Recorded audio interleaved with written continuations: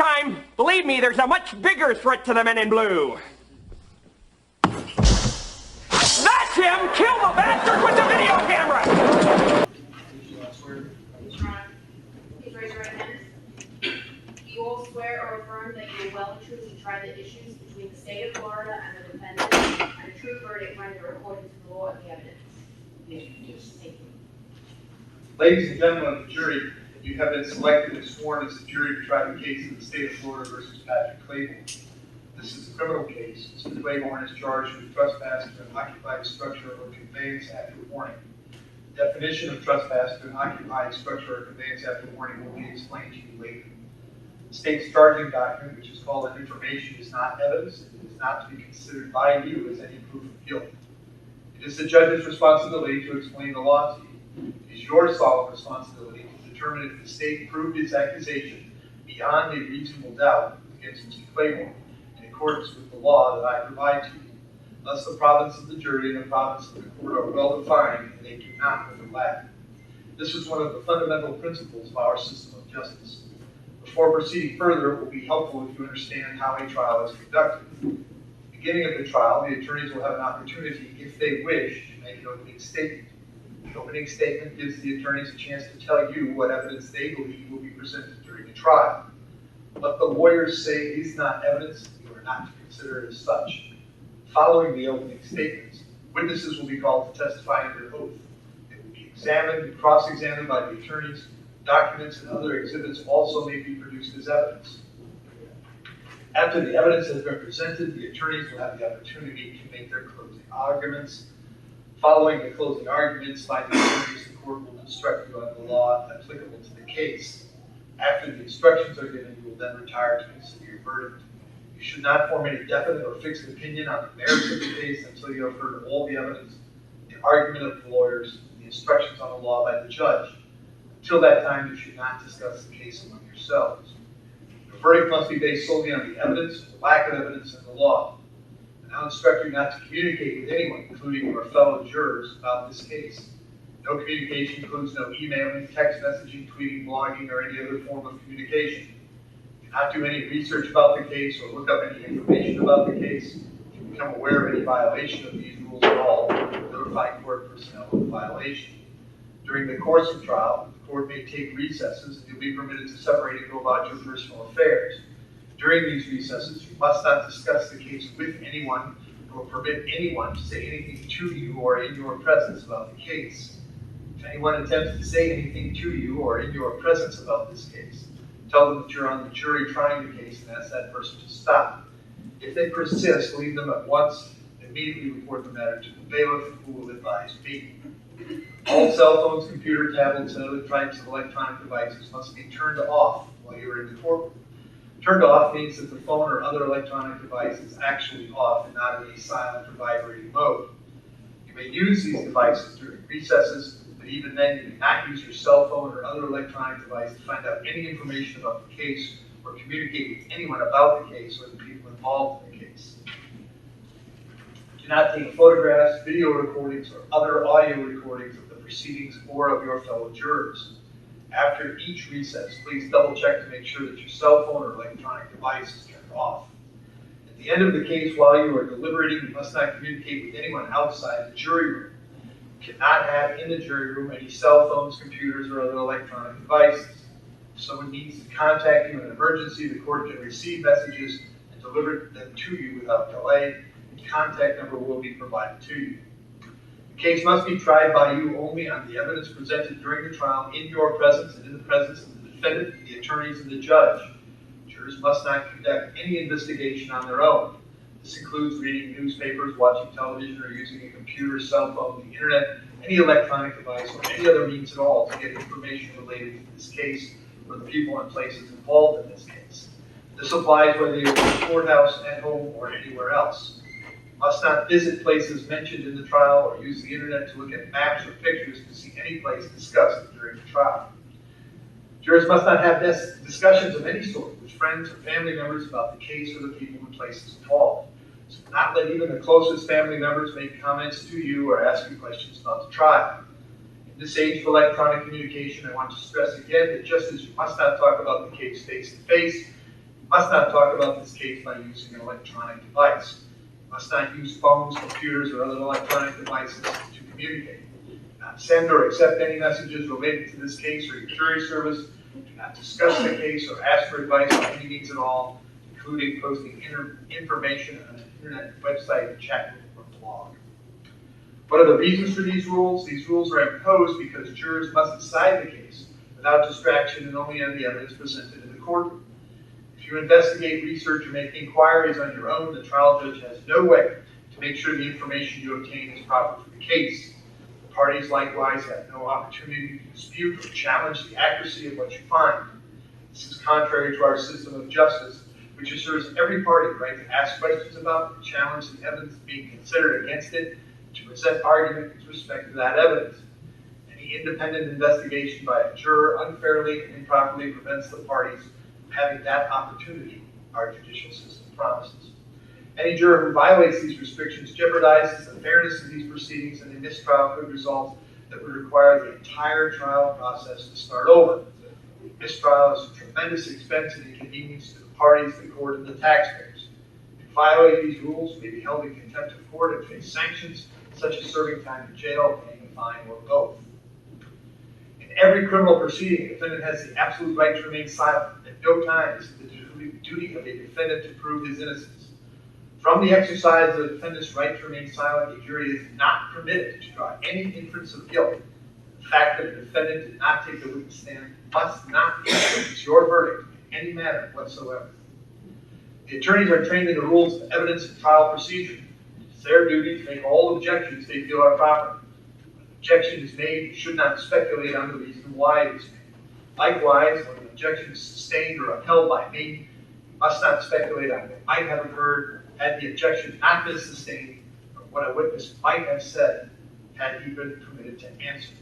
During the trial, it may be necessary to confer with the attorneys out of your hearing to discuss matters that require consideration by me alone. It is impossible to predict when such a conference may be required or how long it will last. When such conferences occur, they will be conducted so as to consume as little of your time as is necessary for a fair and orderly trial of the case. If you would like to take notes during the trial, you may do so. On the other hand, of course, you are not required to take notes if you do not want to. That will be left up to you individually.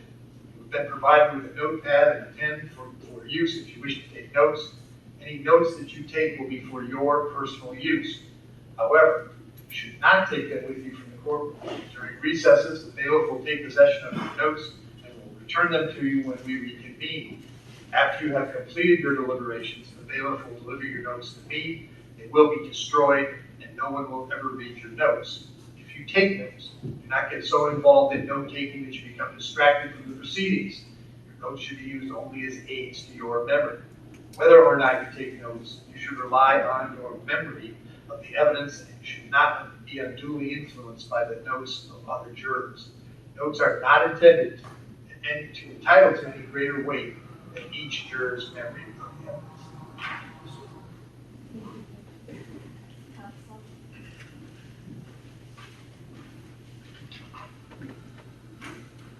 On September 13th of 2022, Patrick Claiborne walked into this building, the Hernando County Courthouse, and he was video recording.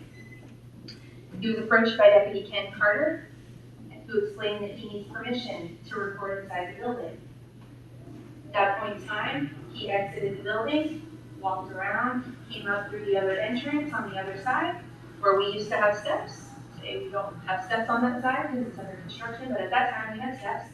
And he came in through that entrance of the building, and at that point in time, he was approached by Jeremy Moore, court operations manager for the courthouse, who provided him with the name of the circuit's general counsel attorney, and told him that he needed to contact that person in order to set up proper protocols for recording inside the courthouse.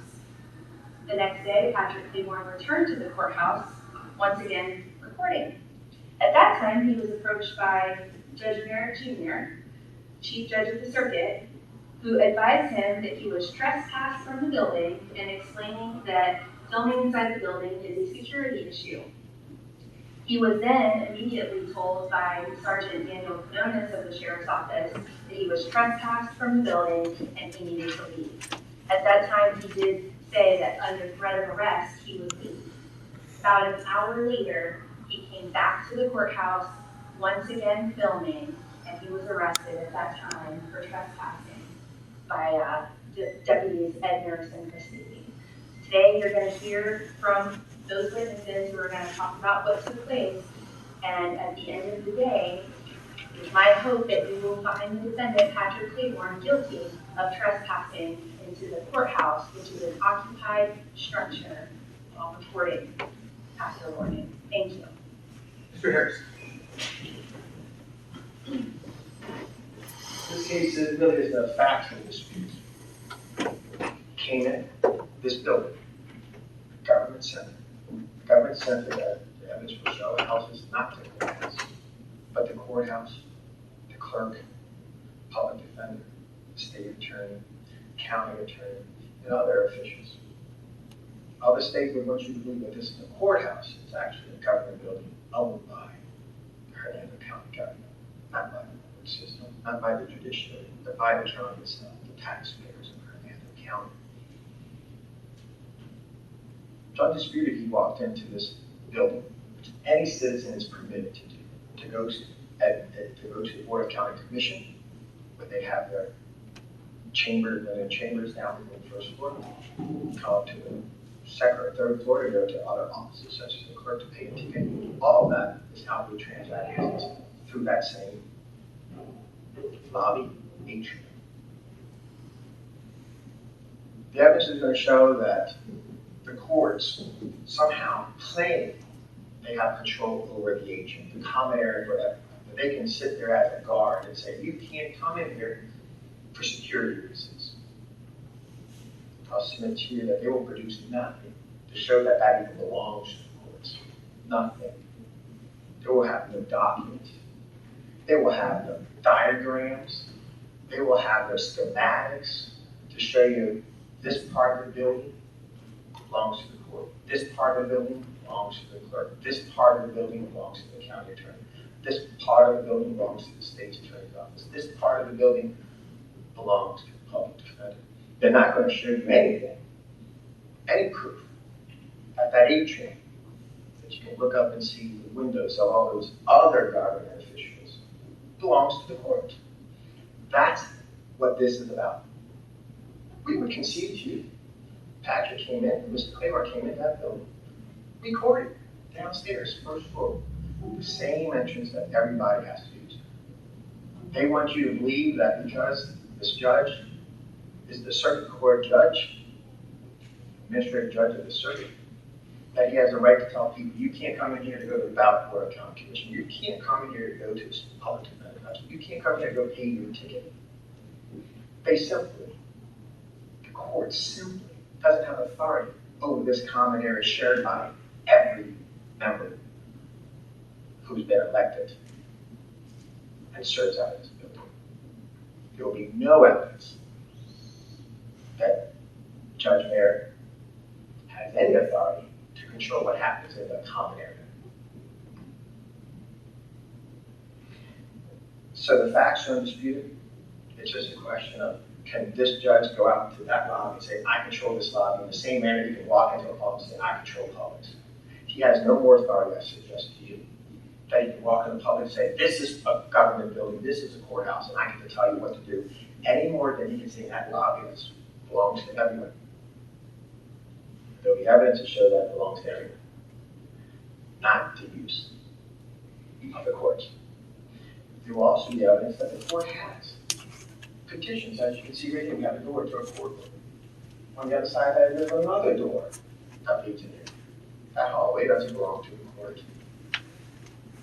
That hallway belongs to the government of Hernando, who provides that hallway to get to other officers, whether it be the public defender, state attorney. It seems a little complicated, but I just simply ask you to have the state answer this simple question. With the evidence show, what authority does Daniel Merritt have in controlling ingress into this building to lead to public defenders or any other officer here? What authority does it have? Where does he get that right from? Where's the proof? we see that lack of proof, I said, would you come back with a not guilty verdict? Because the state has failed to prove that Dan DeMera had any authority over the agent, the lobby, an area that's commonly shared by all constitutional officers. Thank you.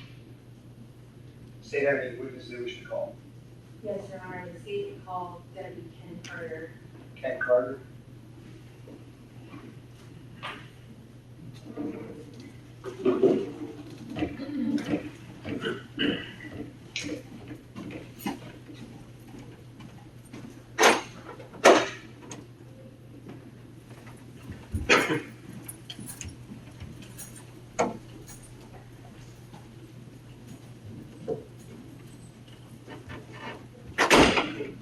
You solemnly swear or affirm that the testimony you're about to give is the truth, the whole truth, and nothing but the truth. I did.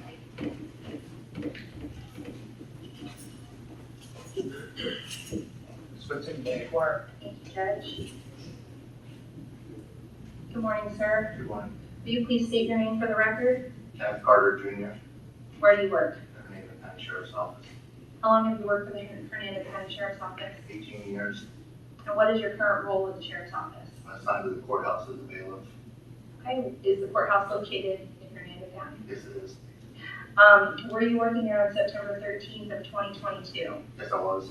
At any point at that day, did you have an opportunity to make contact with the defendant? I did. All right. Please tell the jury about your interaction with the defendant. It was on September 13th at approximately 2:30 p.m. I was in the atrium when I observed the defendant enter the west side entrance.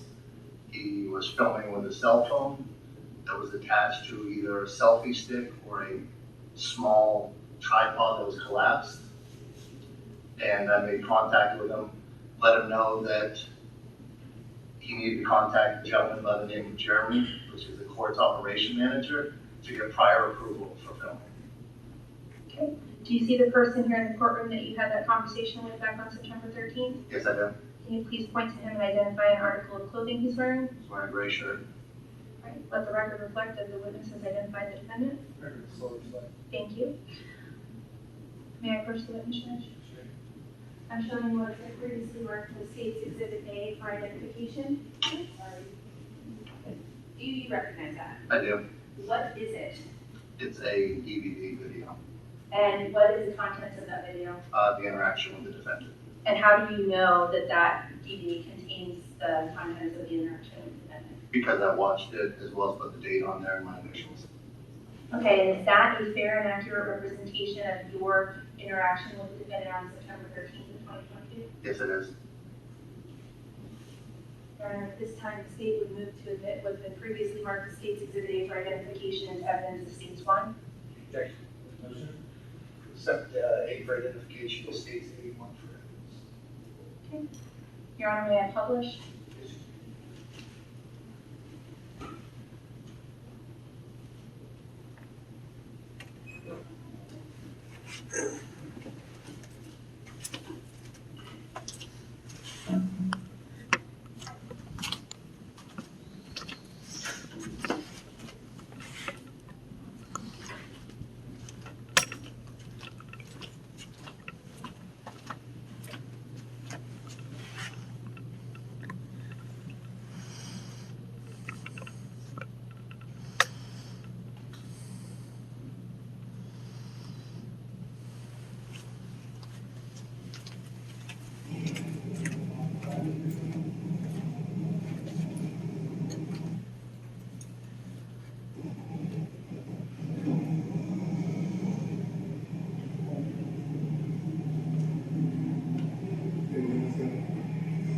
Good, how you doing? You have good contact with a gentleman named Jeremy to get prior approval for filming.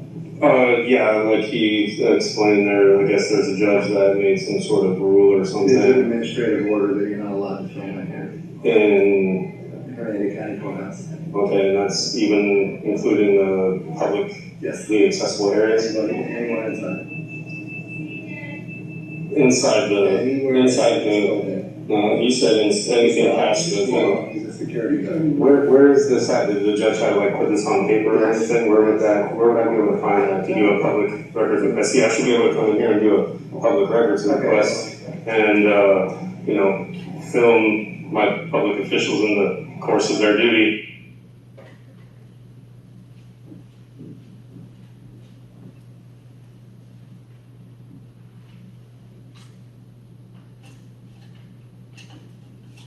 Deputy Carter, did you have any other interaction with the defendant after this interaction?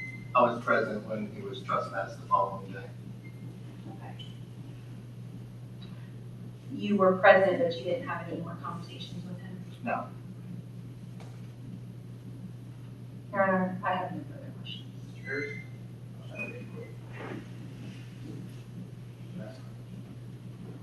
One of the things in the contact with him is there's an administrative order. Yes. You seen this administrative order? Yes. And do you know off the top of your head what that order number is? 2.451. Is 2.451 of the Rules of Judicial Administration? I don't know.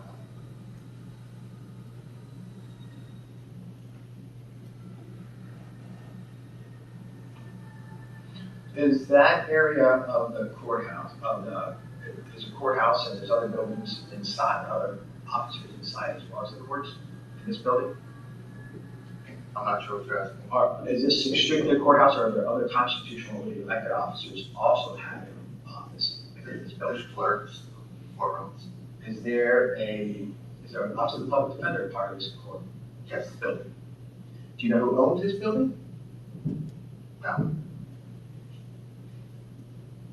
Do you know if it's owned by the courts or if it's owned by the county? I believe it's the county. Is this the government center, county government center? Yes. So there's other county government officials within this building, correct? One of them be the clerk? Yes. Would one of them be the county attorney? Yes. Would one of them be the state's attorney's office? Yes. Would one of them be the clerk of court? Yes. Would one of them be the public defender? Yes. So I guess the question is that particular area, the atrium, is that what it would be referred to as the atrium or lobby? Yes. Is that the property of the county, as part of the county building? I don't know. What information do you have to believe that that part of this courthouse is under the jurisdiction of the courts? I don't have that answer. Are you aware that public use of county-owned leased building, rooms, facilities, and grounds as policy number 5-03? Do you have any familiarity with that? No, I don't. Do you work for the county? Yes, I do.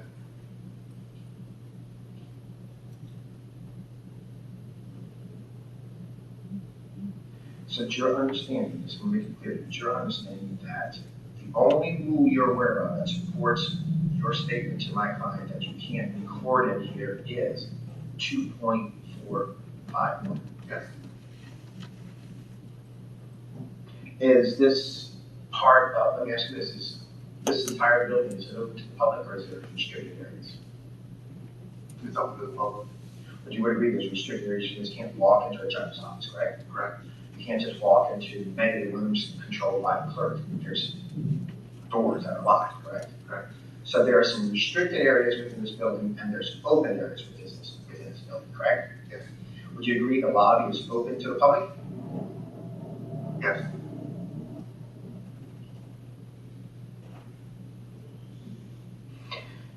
One of the things in that conversation in the DVD was that there was that there's no allowed recording because of security threat. Is that what you said? Security reasons. Security, what's the security reason? Of why you can't film? Yes. Well, there's security stations, there's operations that take place that can't be filmed. Would he be permitted to look through the glass and film? Yes. Okay. So what would he see differently standing outside, looking through the glass, and standing inside in front of the glass? I don't know. So there's really no difference. You can film outside or just can't film inside in this publicly available space, correct? Well, the windows are tinted, so it does change the view. Okay, so if somebody stands in front of the door, shakes a little bit, keeps the door open, they're still outside, correct? Yes. They still can then continue to film, correct? They can film outside. I have no further questions. Can you redirect? Yes, sir. He said that or she's free to still be available. Taylor, no. Yes, Your Honor, the state called Jeremy Moore. Jeremy Moore.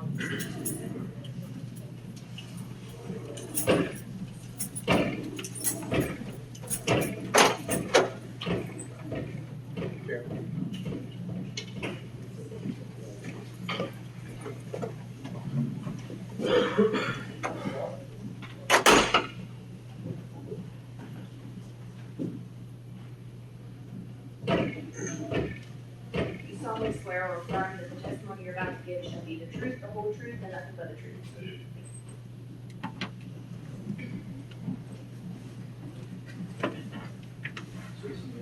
Thank you, Judge. Good morning, sir. Will you please state your name for the record Jeremy Moore. and where do you work? I work for the Fifth Judicial Circuit as a court operations manager here in Hernando County. And what does that mean? What do you do as a court operations manager? Everything. I handle everything from budget, finance, personnel issues, anything related to the facility, and anything in general that the judges or the chief judge direct me to do. Were you working on September the 13th and September the 14th of 2022? I was. And on September 13th, did you have an opportunity to make contact with the defendant? I did. All right, please tell the jury about that. I received a call from Deputy, I believe it was King Carter, that we had somebody that was wanting to film inside the building and was not cooperating with our policies. So I went downstairs, engaged with Mr. Claiborne, explained to him that he needed to get prior written approval. He wasn't cooperative with me either, so I gave him our general counsel's phone number and told him to contact him. And pending the outcome of that phone call, we would proceed in whatever direction the general counsel directed us. Okay. And first, the witness, Judge. I'm handing you what's been previously marked as State's Exhibit B for identification. Do you recognize it? I do. What is it? This is a video clip of my interaction with Mr. Claiborne. How do you recognize that as your video clip? We viewed this together in your office, I believe yesterday, and I then signed it. And is that a fair and accurate representation of your interaction with the defendant? Yes, ma'am, it is. Do you see the defendant in the courtroom today? I do. Would you please point to him and identify an article of clothing that he's wearing? Mr. Claiborne's in a gray shirt with a beard. Let the record reflect that this witness has identified it. Practice on the flag. And Your Honor, at this time, the state would move what's been previously marked as State's Exhibit B for identification into evidence of State's 2. Objection. No objection. Accept B for identification, B2 for evidence. May I publish? Issue.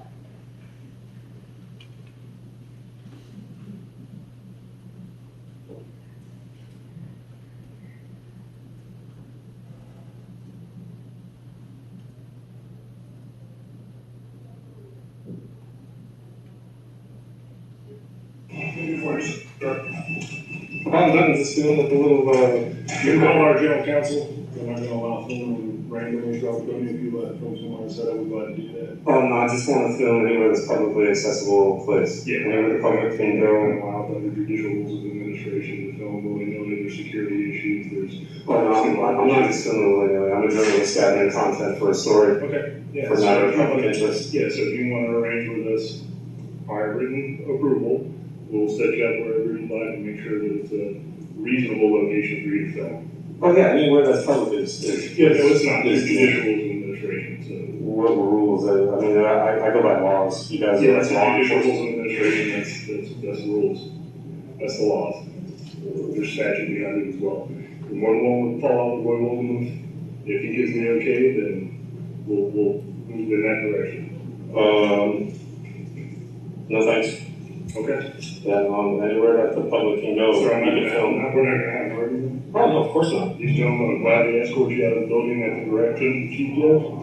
You can call Roy, What chief judge would that be like, Chief Judge Mary, what, just judicial search. to hold me in contempt of court? Basically, is that the rule that I'd be breaking? What law is it that I'm It's breaking? posted, it's posted, so you're gonna have to follow. With that piece of paper right there? Yeah, absolutely. Prohibited, it says prohibited, but it doesn't say, like, by law or prohibited by, somebody who just decided that they didn't want it to be held, accountable. I'm giving you the number, what the one call. So where, I can stand outside, Absolutely, you're free to stand outside and film as much as you want. but no, this isn't public. Yeah, no, actually, all the security features, so if you're filming our security features, that does become an issue. For the.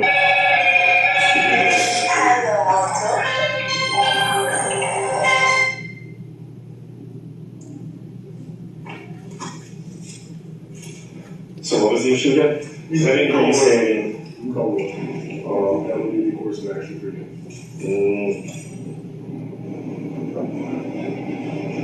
How do you pronounce his last name? Walden. And what does he do? He's the general counsel for the Fifth Circuit. General counsel, what is that, like the Fifth Circuit's lawyer? Yes.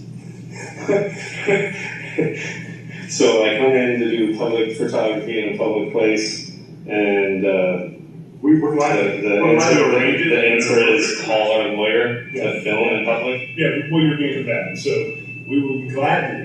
Well, everything's being recorded, so Yeah, combative, 100%. combative is maybe your opinion on what it is, but remember, everything's being recorded, so don't make up stories. Your attitude is combative. That's the end of that. You can call Roy, we'll set it up. But. And who are you, are you a cop, are you the name of the batch Court number? operations. Court operations manager, sir.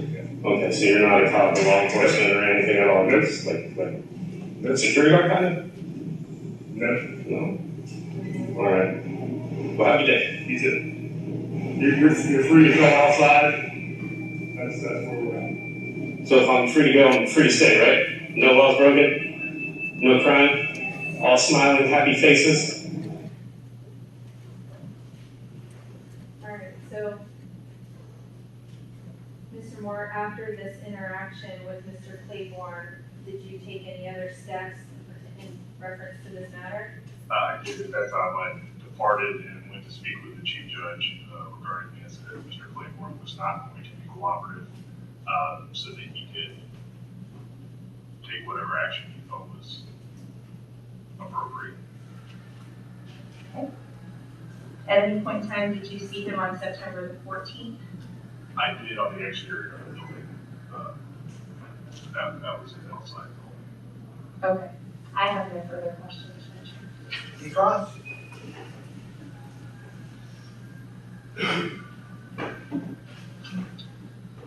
Do you know who owns this building that we are currently in? I believe Durant County owns the building. You're certain as the court administrator is not owned by the judiciary?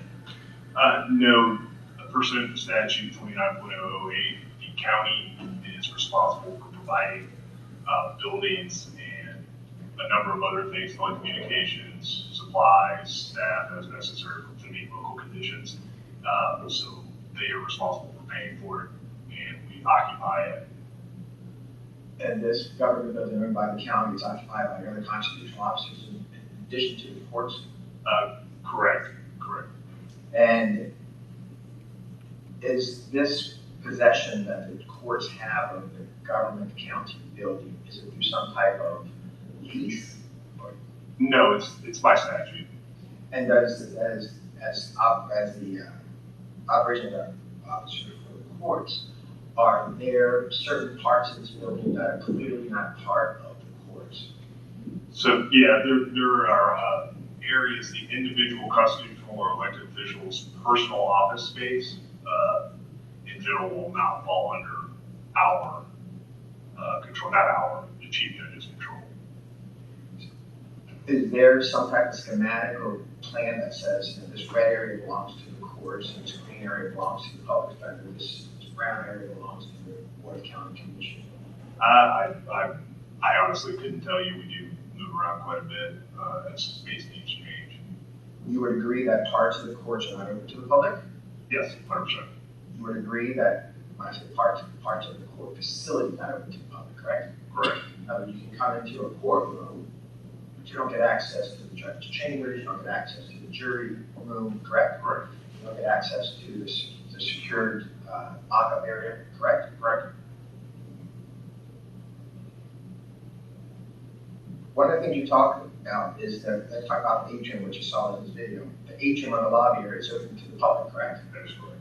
It's not condoned off or any petition off for any particular use by any particular branch of the government, whether it be the PD, state attorney, county attorney, or the county commission, or the courts, correct? Yeah, no, it's just the lobby for the courthouse. So lobby for the courthouse, and lobby for the government center. We're arguing semantics. The Supreme Court finds that any building that houses a courtroom, a courthouse, it's a courthouse. So I would still say that it is a courthouse, no matter what name you would like to refer to. Let me make sure I understand what you said. You're saying the Supreme Court of Florida says any building that contains a courtroom is a courthouse. Yeah, and certainly you research it with any of the COVID administrative orders that came from the Supreme Court. I believe 2032 would be an easy one to pull up. Specifically references that multiple times. And so what part of this building did the Supreme Court said belongs to the courts? They also break it down that anything that's not a personal office space falls under the courthouse. So that hallway that leads to the state attorney's office that you're mentioning, that's the courthouse? Yeah, that would still be a portion of the courthouse. And that's based on your understanding. You're not a lawyer, correct? Oh, that is absolutely correct. I'm not a JD. And so you're saying you're based on reading what? Right? Did you read that the Supreme Court?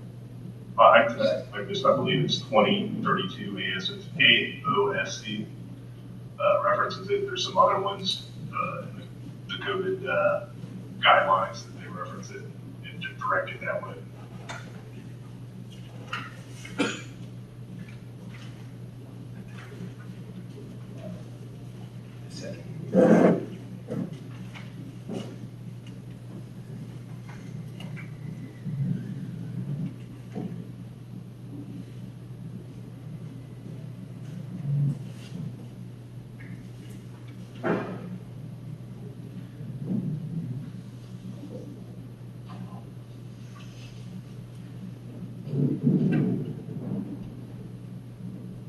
So you're saying it's 20 AOSC, which number? 32? 32, I believe, is one of them. I want to show you a document.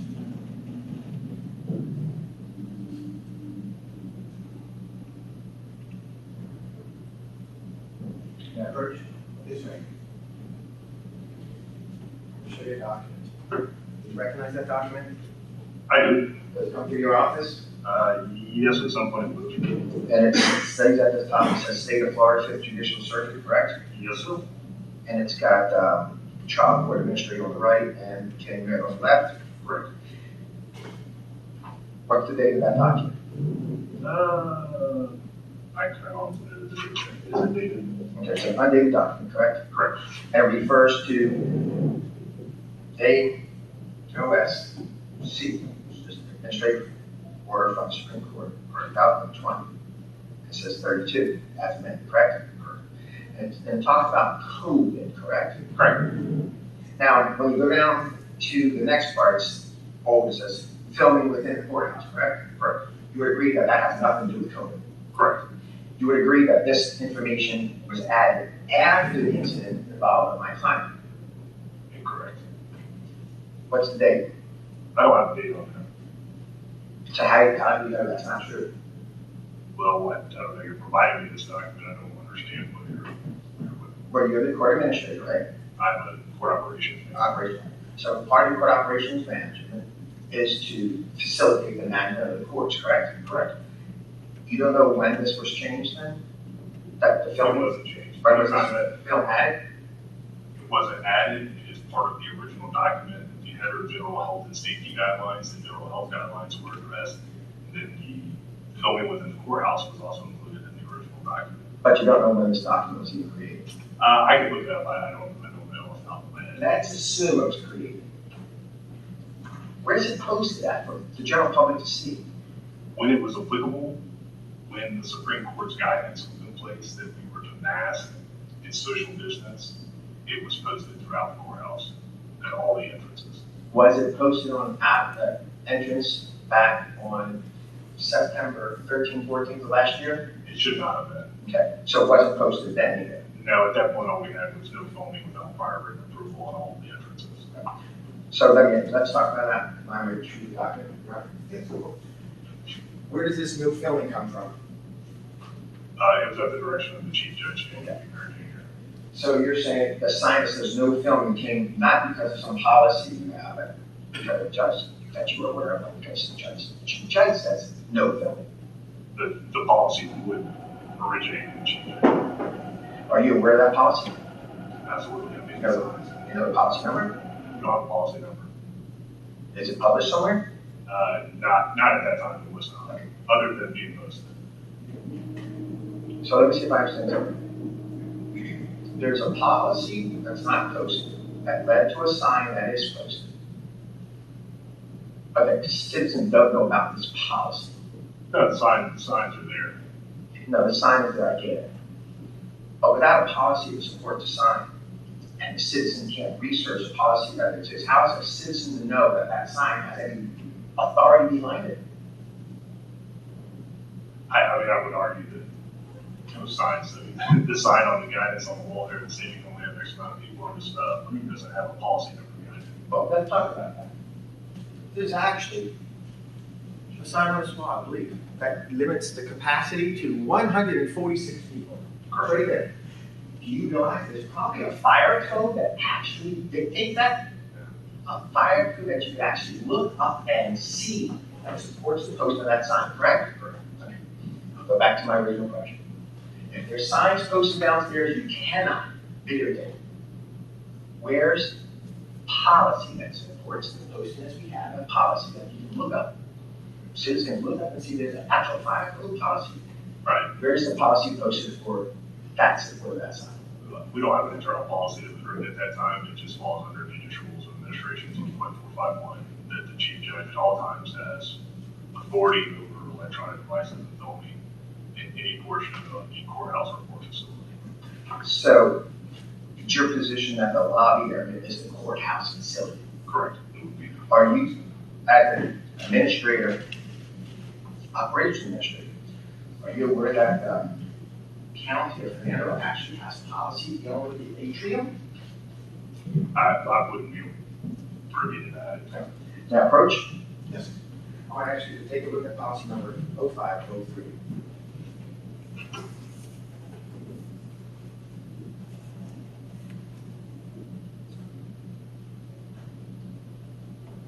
Okay. Are you aware of this policy? I'm not. I don't know if this is up to date either. Let me. I'm going to point to you with the highlighted areas. C, main government, center courthouse atrium, and D, main government center, internal government. Do you see that? You see those two? If you can read them to yourself.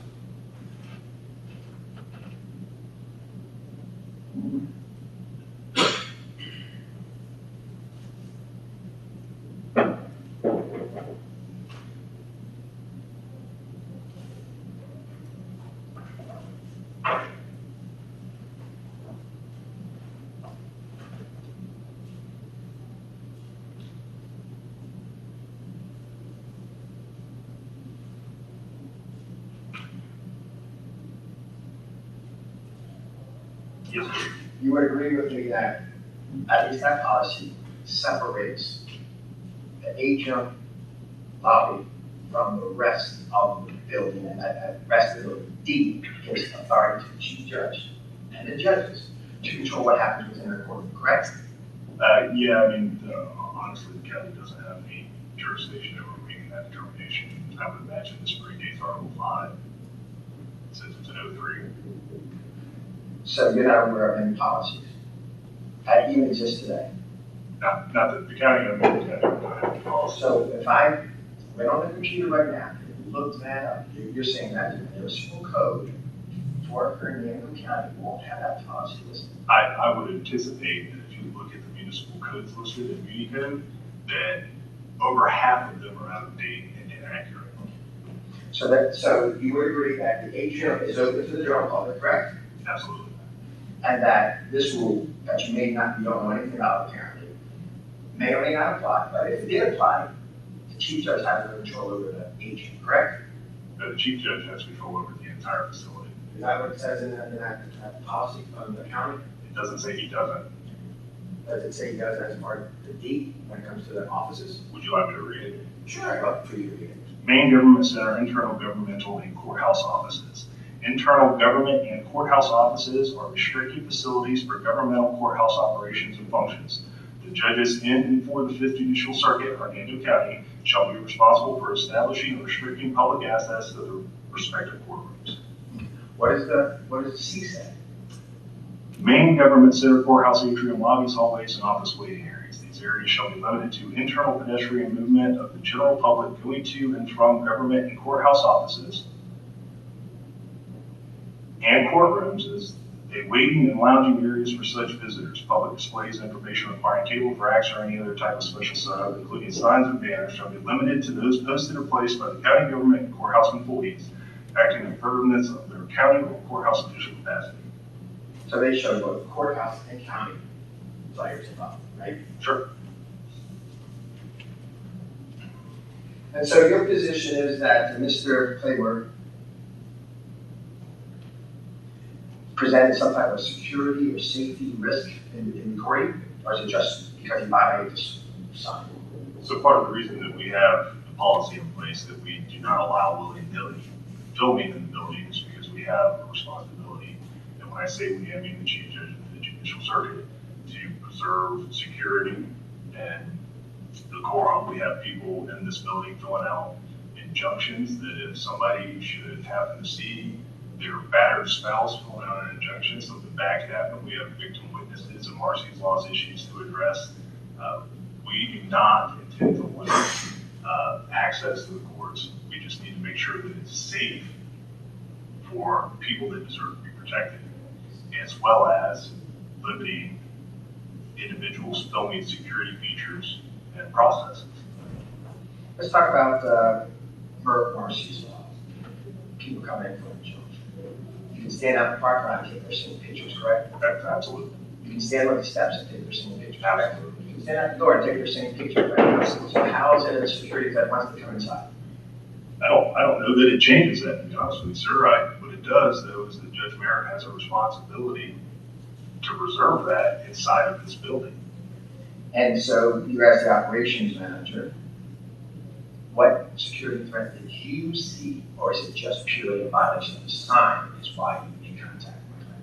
No, I made contact with him to try to accommodate him so that he could film like I do everybody else that comes into the building and would like to film. Mr. Claiborne proceeded to, as you saw from the video, say he was going to film what he wanted, where he wanted, and how he wanted to do it, and that's just not acceptable to maintain the safety and security of the building. Now, you keep saying it's not secure. How was it not secure while you're taking it? Here, not a problem. Go through the threshold, it's a problem. Explain to the jury how that becomes a problem from walking here out the door to here inside. How's it a problem? Well, absolutely. So we have to worry about individual. I'm not saying that Mr. Claiborne was casing the joint for any reason, but if you're walking around and you want to film security cameras, that's protected. That's not even public information. That's outside the window because it's a security feature. So if Mr. Claiborne is inside of the building, roaming without care and filming security features, it could get disseminated and bad things could happen. So it's not a matter of impugning Mr. Claiborne's desire to film. It's just preserving the safety of the building. So you're talking in theory. Theoretically, something bad can happen. Yeah, absolutely. So using your theoretical idea, why not extend to the parking lot? Why not extend that same thing to the street? Why not extend that thing to the entry into the city? Using your theoretical idea instead of real substantive issues. Yeah, I mean, you would have to talk to the Supreme Court. Chief Judge's authority doesn't necessarily extend. There are examples of chief judges in other circuits extending the facility to be in the parking lot, in which case, then you could, but that's not where we're at. Or maybe you can't, and it's now being challenged in trials like today. I suppose we'll see. Thank you. You be ready? Yes, sir. You can step down. Did have another witness? Yes, sir. This time the state would call Daniel B. Merritt Jr. Here's one approach.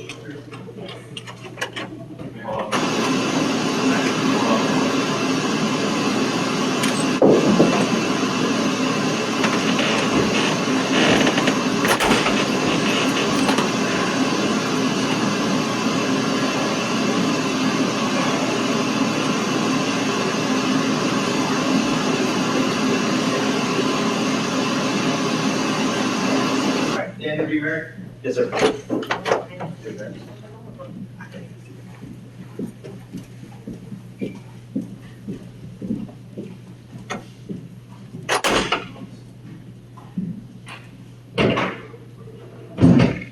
You solemnly swear or affirm that the testimony you're about to give should be the truth, the whole truth, and nothing but the truth? I do.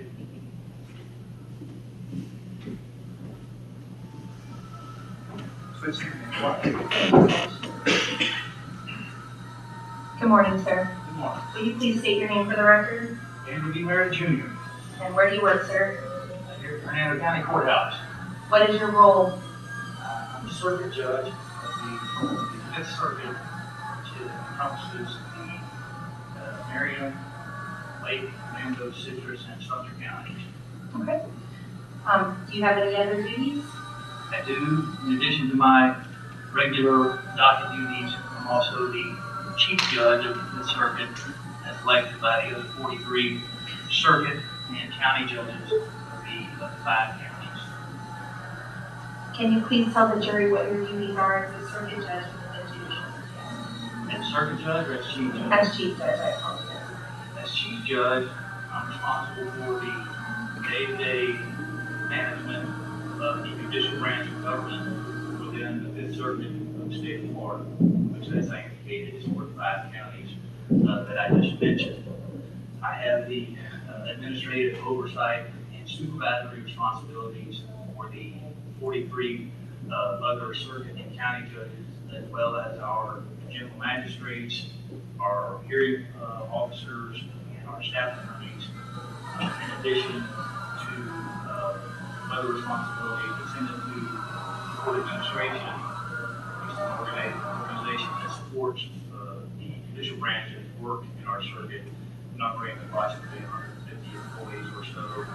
I have responsibility for the management of those personnel, as well as various divisions of court administration, which includes case management, due process, technology, legal division, human resources, and I may have forgotten one division, but I'm assisted in those responsibilities by a trial court administrator for the entire circuit, which reports to me, as well as a general counsel for the circuit, who reports to me, and other senior court administration division managers who all report to me, kind of a pyramid type of management structure. And I'm responsible for all those types of decisions with the assistance of court administration. Thank you, Judge. What building do you primarily work in? I work here in the Fernando County Courthouse. Judge Merritt, do you have the authority to trespass somebody from this courthouse? Yes, I do. What gives you that authority? The authority from which my ability to trespass somebody from the courthouse facility emanates from my title as chief judge. I'm elected by 43 other judges in the circuit. And further, that authority emanates from the Florida Constitution, Article 5, Section 2, which was promulgated obviously by the founders of our state. I'm also authorized and empowered by Florida Statute 43, .26, as promulgated by the legislature, the elected body of the citizens of the state of Florida, and as passed into law and signed into law by the executive branch, being the governor, and further authorized pursuant to Florida Rules of Judicial Administration 2.215 and 2.415, as promulgated by the Florida Supreme Court pursuant to their rulemaking authority and the administration of the courts of the state of Florida pursuant to their constitutional rulemaking authority as a separate branch of government based upon the separation of powers. So I'm authorized by the Constitution, Florida statutes from the legislature, the executive branch, and also from the judicial branch, which in basic civics is all three branches of government. And Judge Mayer, can you please tell us how your authority extends beyond your courtroom? Do you have authority throughout the entire building? Yes, I do. That authority is set forth in the rules of judicial administration. It refers to courtrooms and court facilities. These provisions in the Constitution and in the statute and in the rules of judicial administration, all of which that I just referenced before you, have been construed by the courts of the state of Florida, by the Middle District Federal Courts, to give me that authority, extend beyond the courtroom, beyond the four walls of the courtroom specifically is the language that's used and is construed and referred to as court facilities, and specifically during COVID, the Florida Supreme Court defined court facilities to include any building that contains a judicial function, whether the jury assembly room or the courtroom or other judicial function. Does that authority extend to the public areas of the courthouse, including the lobbies and the front entrance areas? Yes, it does, by virtue of the authority which I have just cited to make your refers. Were you working in the courthouse on September the 14th of 2022? I was. And at that time, did you have the opportunity to come in contact with an individual by the name of Patrick Claiborne? I did. Do you see that individual in the courtroom today? I do. Can you please point to him and identify an article of clothing he's wearing? Though he's dressed substantially different today, he's wearing a gray shirt and has a lengthy beard, mid chest, and bald headed. Let the record reflect that the witness has identified the defendant. Record will reflect. Thank you. Your Honor, I'm showing you what's been previously marked as State's Exhibit C for identification. Do you recognize that? I do. How do you recognize it? I recognize it because it has my initials on it and the date that I initialed it. And what is it? It is an audio video compact disc of the interaction that I had with the criminal defendant on September 14th. And is that a fair and accurate representation of your interaction with the defendant in this case? It is. Your Honor, at this time, the state would be moving what's been previously marked as State's Exhibit C for identification into evidence as State's 3. Any objection? No objection. No objection, will accept C for ESC 3 for evidence to the state. Your Honor, permission to publish. You may publish.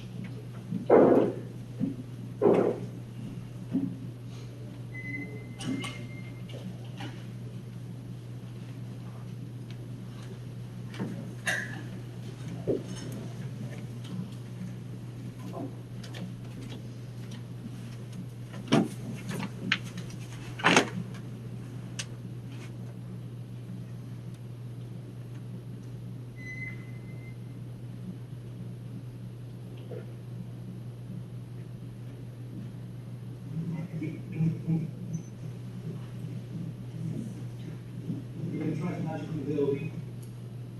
Going inside the building is a security issue. And security is So, what was your name? Morgan? as Judge Deputy Merritt, you can exit the building because you can't put your trespass. Well, you would have to have a crime of trespassing from public, am I being trespassed for a crime? You refuse to stay in the building, sir? Well, under threat of arrest, I mean, Okay, so you go out the building, and then you're located in.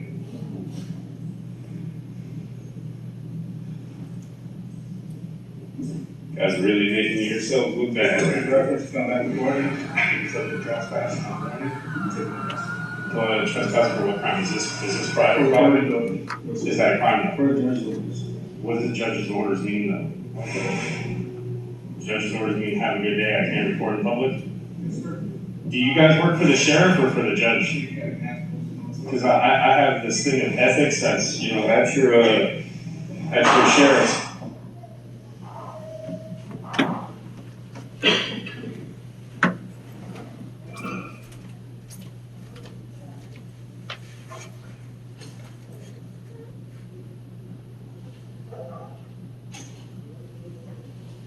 Judge, was that the extent of your interaction with Mr. Claiborne that day? It was. I have no further questions at this time. Mr. Harrison?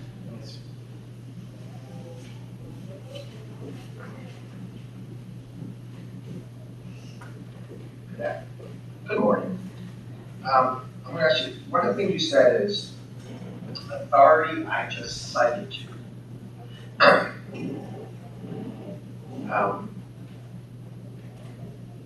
What authority would you cite to when it comes to the district, the federal courts?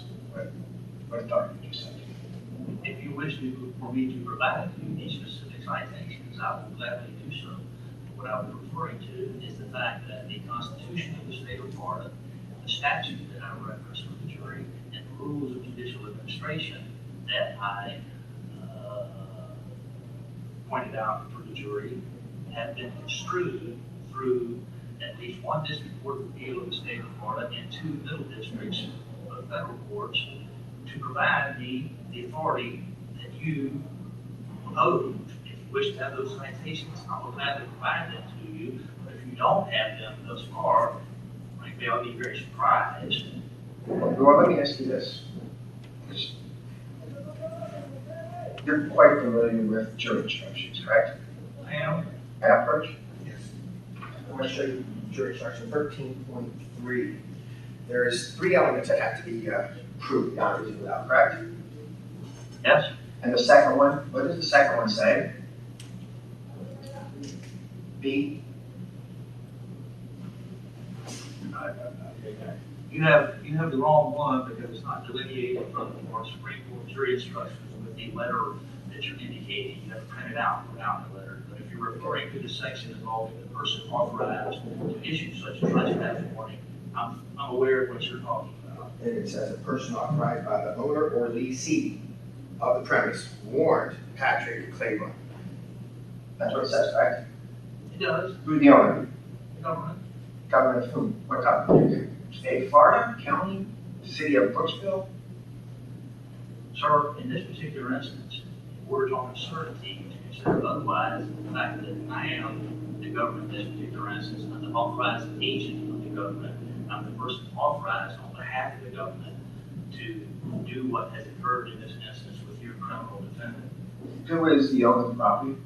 In this particular instance, I suspect that he kind of handled it, but it's not been opposed in your motions. In fact, it is government. It is owned by the government, so your question is kind of circuitous. All right. So what information, what documents do you have that you have such authority from the government?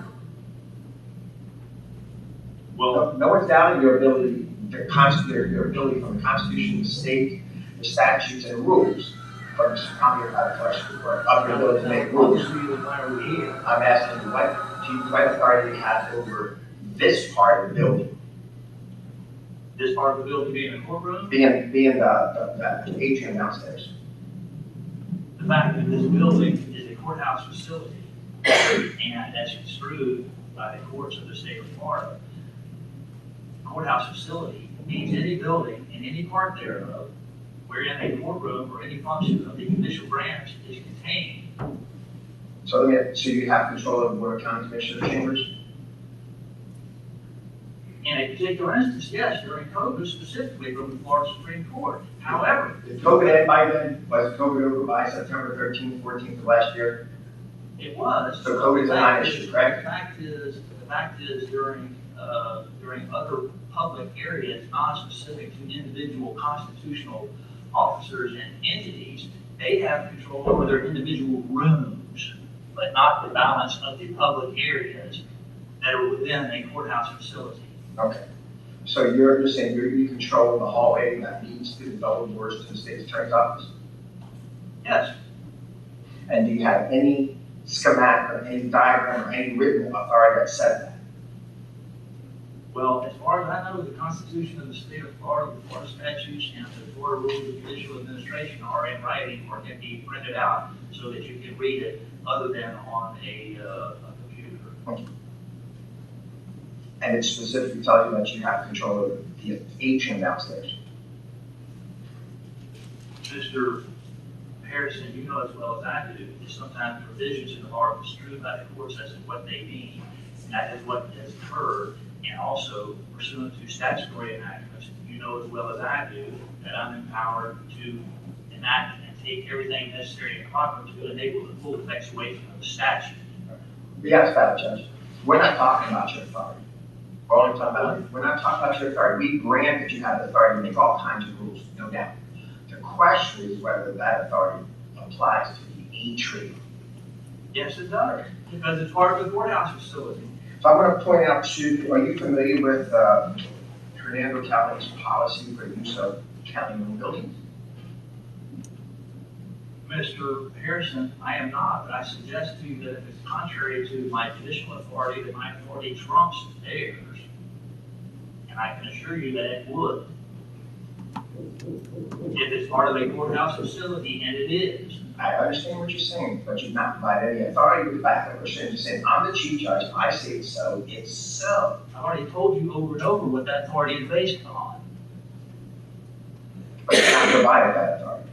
Do you want the citations? I can give you the legal citations or copies of the cases. You have citation that says the atrium is part of the courthouse. You're under your control. That you can sit down there and stop people from walking that door to go to the public defender. You can do that. Is that what you're saying? If they are there for legitimate public business, what I'm telling you is that if somebody is in the building and they are reporting without prior permission, which is something that I'm allowed to tell them they are unable to do, that if they persist in doing that they can be trespassed because it's an unlawful security issue and otherwise in this day and age, borders are on ludicrous. Well, let me ask you this. Where's the policy posted that says you can't record inside the courthouse? If you look in that video, you can probably see it in that video that was just published because it's all over plain to see and you can't miss it and it's been there for years. Let me make sure I understand what you're talking about. Sign that says no film. Yes. Okay. That's the sign. There's a sign.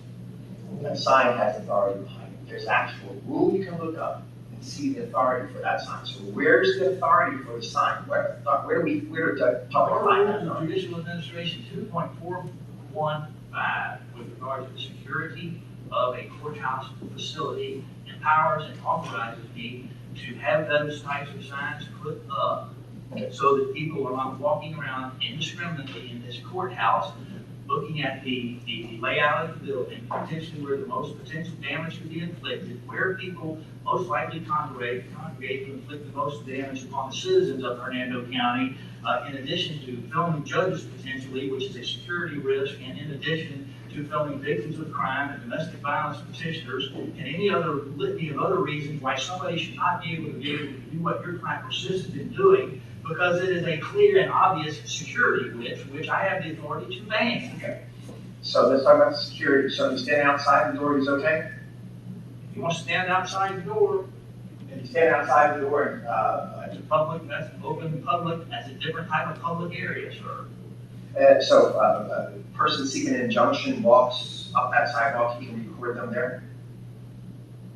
He doesn't know what they're there for unless he's asking them. Okay, so if he's inside the building and walk in, he still doesn't know, you would agree, right? He doesn't know what they're there for.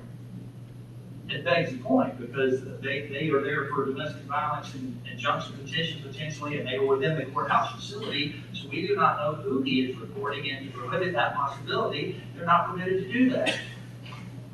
And the reason for that is because if that's made known, published out in public, then that domestic violence petitioner can have violence perpetrated upon her because somebody foolishly publishing it out in the public. You refer to 2.415, it's actually 2.451. Use of electronic active recording.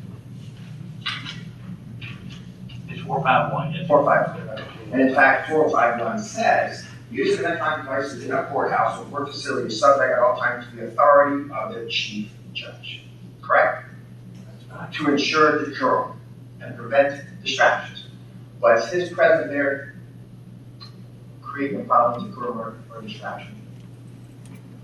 When he entered entered the courthouse facility, filming, that is a distraction from the administration of the courts and the region of the courthouse facility decorum because of all the safety and security reasons that I have just told you about. How was he disrupting the decorum of making a distraction? Because he was engaging in activity that was prohibited within the courthouse and drawing attention to himself as a result. Okay. So let's go back to this sign that's posted all over the place. Where in this doesn't say you can put signs up and you can. Where does it say that? Mr.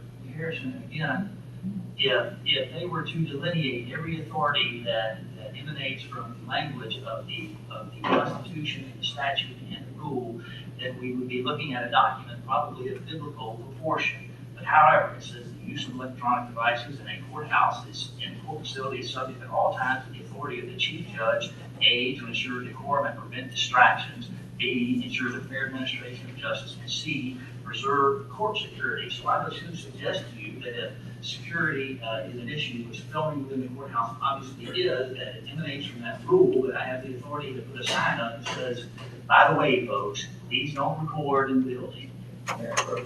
Yes, sir. Here's a document that's provided.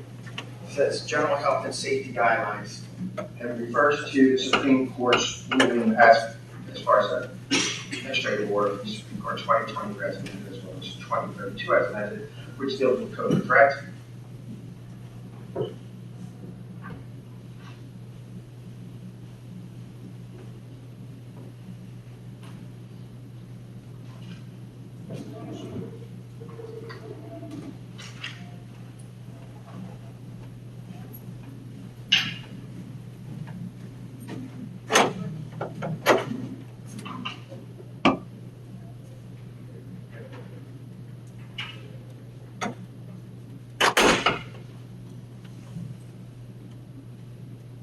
I don't know if this is specifically with respect to the point in time where we were in the COVID epidemic or pandemic, excuse me, or not. Okay. But you see that toward the bottom says filming within the courthouse, correct? Yes. What's the date on this document? Comes from the administrative office of the courts. I don't know if you see, correct? I don't see a date on it. Where does one go to find this? Is it published somewhere so individuals can look and see, hey, wait a second? I believe this, if I'm not mistaken, would be on our Fifth Circuit website. Under rules? I'm not sure what section it would be. We have a very large and extensive website that's maintained by our technology division, so you're free to explore whatever depths of that type of social media that you wish. Do you have, as a chief judge, do you know when this was created?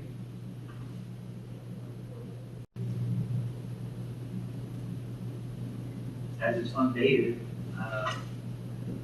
I do not know approximately when, but obviously was after COVID and after the fact that the Florida Supreme Court recognized any building with a courtroom to be a courthouse pursuant to the Florida Supreme Court administrative order. What order is that? You know, like a retreat? Yes, sir. What administrative order that is?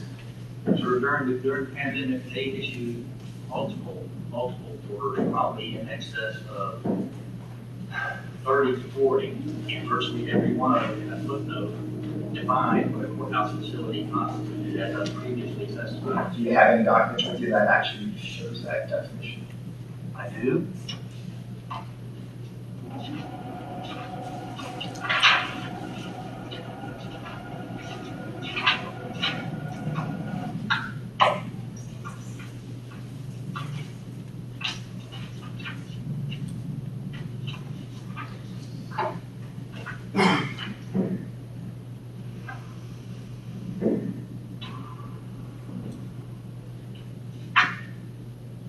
In this particular instance, it was Florida Supreme Court Administrative Order 21-17 Amendment 1, which was Amendment 1. And there was, like I said, multiple amendments. And within that document, in a footnote, they defined the term courthouse. What did it define as? As used in this order, the term courthouse means any portion of a facility, building, that houses jury assembly rooms, courtrooms, hearing rooms, judicial officers, or court staff, or areas where court business is conducted, whether or not that facility or building is formally called a courthouse. Okay, let me go back. What business does the court conduct in the atrium? We conduct the entrance of members of the public arriving here to be able to conduct their court-related business. But they also can be doing clerk-related business, right? Good. They could be going to the county attorney-related business. Good. This will make the question of what the definition says. So you're saying that the security itself is a court function? In a courthouse facility, yes. And the courthouse facility, as you described, includes all those rooms, hearing rooms, courtrooms, offices, and then the parts that conduct business, court business, is what you read. Am I correct? Court business. But it also includes common areas within a court facility. Where does it say that common area? It says any portion of a facility or building that houses those things. I would suggest to you that the corridors of the building and the lobby of the building is obviously a portion of that building. Okay, doesn't use the word lobby, correct? Mr. Harrison, if you dispute in some fashion that the lobby of this building somehow is not a portion of the building, if you can explain that to the jurors in closing argument. Is there some way to get a copy of what you just read? It's available to the public on the Florida Supreme Court website. Free to get one. Does someone give me a copy of that for what purpose? So I can go back over with it. I don't have the entire record of what he said. Well, let me just say, let's go one step at a time. Tell me what a courthouse facility is, one step at a time. What's the first thing it says is part of a courthouse facility? It says courtrooms, correct? It mentions courtrooms, Okay, what else does it mention? jury assembly rooms, Assembly room, hearing rooms, hearing, judicial officer or court staff or areas where court business is conducted. say judicial, we said, Judicial, it says judicial hearing rooms, and it says judicial officer, court staff or areas where court business is conducted. okay, so judicial officer or judicial, so that would be the magistrate's offices and stuff like that, where court business is conducted. Could be. Okay. Could be my office. So how do you read in that you have the lobby, the atrium? Mr. Harrison, I already explained that to you once, and if for some reason you think lobby is not included within the portion of a facility or building, then you can make that argument as you see fit. Yes, But it seems to me that a lobby or a corridor within a building is a portion of the building. Well, let me ask you, is it possible that people can see it doesn't say that, because it's not made clear, or is it crystal clear to you? Mr. Harrison, I deal in reasonable construction of things that I read, and if somebody wishes to construe it in a manner that which you are suggesting, I would possibly do that to be an unreasonable and illogical and irrational construction, and without any basis in logic. Well, let me ask you this, as a judge, you preside over criminal cases, any ambiguity that can be read, if you one could read an ambiguity, it inures to the benefit of the criminal defendant, does it not? Depending on what it is. Well, let's say this jury, after hearing what you said, says, it's not crystal clear to me. It's not crystal clear to me that you have control over the atrium. This jury has to give my client the benefit because any misunderstanding, any twist at any time, any language can be moved in two different directions. It always inures the benefit of the defendant. You agree, correct? I'm not going to agree with you in a whole sense because there's a number of factors that can go into a consideration of the legal issue to which you are referring to. And however, in something like this, if it's not ambiguous, not subject to any other reasonable construction, I would suggest to you that it's not ambiguous. But in a general sense, with the rule of lenity you're referring to, sometimes those types of issues under the law are required to be construed for the benefit of the defendant. But I'm not going to agree with you that that is what the appropriate situation would be in this situation because your construction is patently absurd. And let's finish up the security issue. We were talking about it just a minute ago. Whether it's Marcy's law or people coming in for injunctions, standing outside that door, you can clearly keep count on, correct?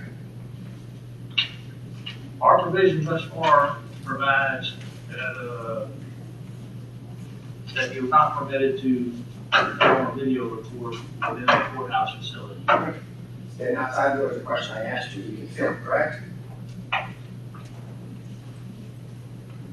If he is doing so willfully in violation of the provision of Marcy's law, I suspect that, and if law enforcement is able to determine that, and he is purposely videotaping from outside somebody that is subject to the provisions and protections of Marcy's law, then perhaps not. But you're asking hypothetically, we don't know all the information. Okay, so let me ask you this way. Is it possible for someone to legally have a camera outside the doorway of the courthouse and record what's happening?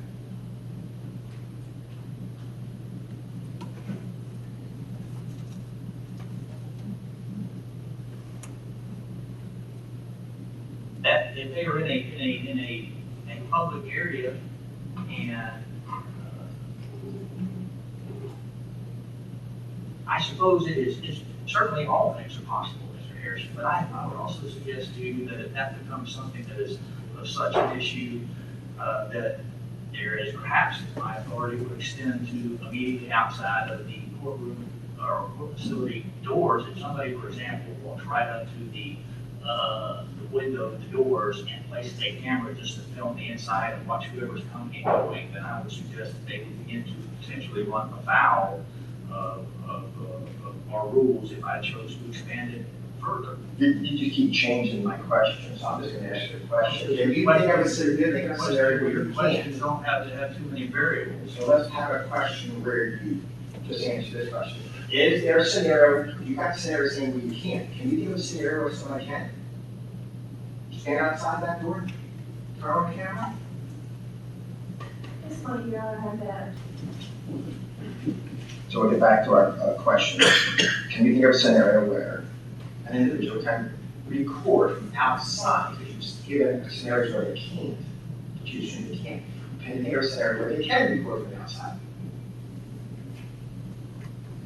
Yes, if there's a lot of us there that 100 feet away from the building and filming the doors to the building. You're not going to be able to see anything. But right now our prohibition is for recording inside the courthouse facility. Okay. So the prohibition is inside. So that, I go back to my question. So the outside the glass doors, he can record, correct?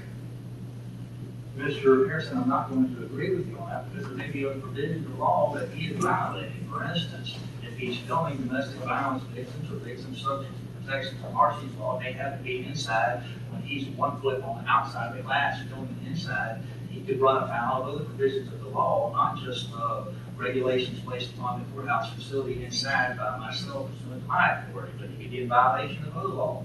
So as it relates to my client, you met him, you told him he was trespassing. Were you aware that there's any Marcy violation going on?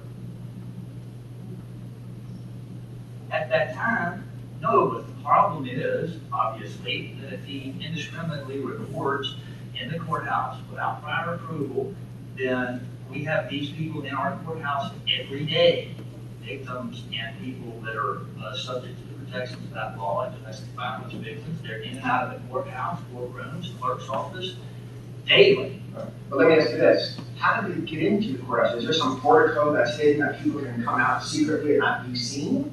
These Marcy people, these injunction people, are they walking through the doors of the courthouse, the court facility? Okay. I'm just wondering how to get there. Mr. Harrison, again, usually if I want to go into a building, the doorway is the manner of entry. Okay, so they come through the regular doors, there's no provisions that they come into some secret back channel, right?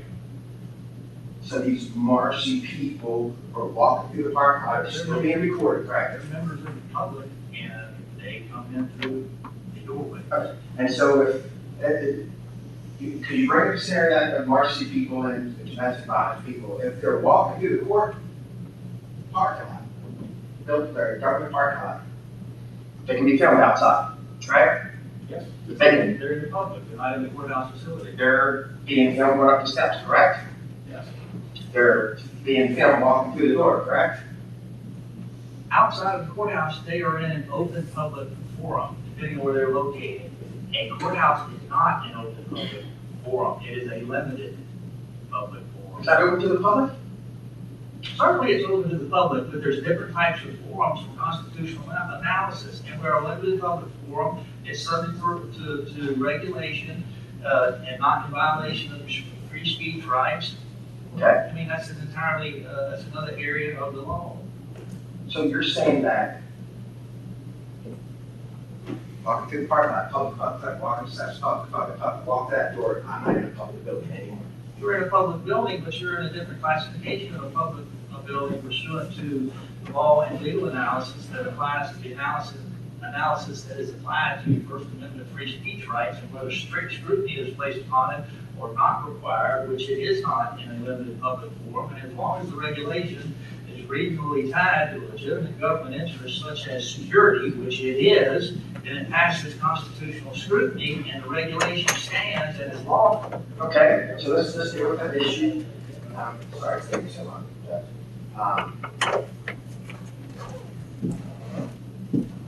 But the limited public forum has a specific purpose. It's not like the sidewalk on the corner I'm gonna retry this last thing. It's not like being on the sidewalk and engaging in other type of conduct. So, we'll do that. Speech. It depends on what you ask me, because I can go into a lot of different things, but I'm trying not to. I'm just trying to get you to answer things like yes and no if you could. That's what I'm trying to do. So let me ask you this. Mr. Harrison, in the realm that we're dealing in with regard to legal issues, you know as well as I do that yes and no answers many times to something like this doesn't provide the full picture to these jurors here that are here today to understand it, not with just yes and no questions. Is there an administrative You will rule? lead them how you wish to have them led, which is not proper. Is there an administrative rule that prohibits anybody from filming from outside of the courthouse, the government building that contains the various constitutional officers from the outside? Is there any Those are public administrative areas. rules? As far as I know, if you're out in public and you're in a public street, you just take a picture of the courthouse, then you're entitled to do so. So that would be, no, there is no administrative order. I'm not sure, there's not an administrative order. Okay, that was my question. Was it an administrative order that prohibits it from people going outside? That's my question. Your long answer was a short answer. The short answer, no. As far as I know, there's not a prohibition against somebody taking a picture of the courthouse from a public location. And outside that window, there's no administrative order that you created that says you can't be outside the window. I have not issued an administrative order as of yet, Okay. That's enough. because we haven't had that come upon us. Okay. And so, if they're out the window, it's not a problem with decorum or distraction for security, correct?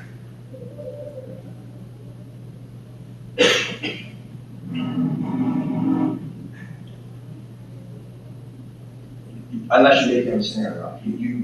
Somebody said I that. have to make a scenario, but if somebody, for example, There's no example. is standing 1 foot outside the courtroom with heavy construction boots and a militaristic bulletproof flak jacket filming, I would suggest to you that that might draw attention to somebody that might be worthy of investigation or telling them that they can't do certain things. No, I agree with you. Somebody standing outside the courtroom. I think it's the word you use, courtroom. Corporate facility, difference. I agree. Yeah, just a question. Right, well, I'm referring to corporate facility. Okay, so let's go back to the scenario. All I'm trying to figure out is there any rule that prohibits somebody that you create an administrative order that says you can't film while looking through the window? I have not entered into such an order because we've never had anybody engage in something to that degree. So the answer is no. That's All right. Now, if you're standing out the window, from the administrative rule, there is no problem with the form. Well, she would have created a rule, correct? Again, I can see a circumstance where I could enact an administrative order, or even without administrative order, pursuant to my authority, go and tell an individual, you're not allowed to do that because of my authority and because of the security risk, even if they're 1 foot, they take a recording device and put it up against the glass. We have not prohibited that thus far because nobody has done such a foolish thing, but I think it would fall within my authority to prohibit that. If I so chose, we just have not done that as yet. He did. But he also came in the courthouse, in the court facility. And so where he was standing outside. So when he was outside, he wasn't arrested. That's right, because it wasn't problem, it wasn't problematic with the quorum, it wasn't problematic with your security or anything. But just a second, you did It this. could have been, it's just something we had not told, became a it problem. was something we had not told the public was prohibited as yet, because it had not been an issue. But once you crossed into, and within the courthouse facility. What's the issue? We felt that was reasonable, that you not be allowed to engage in that activity for the safety and security of the public and the people within the building. How was the safety interfered with? I'm recording. How was it interfered? Mr.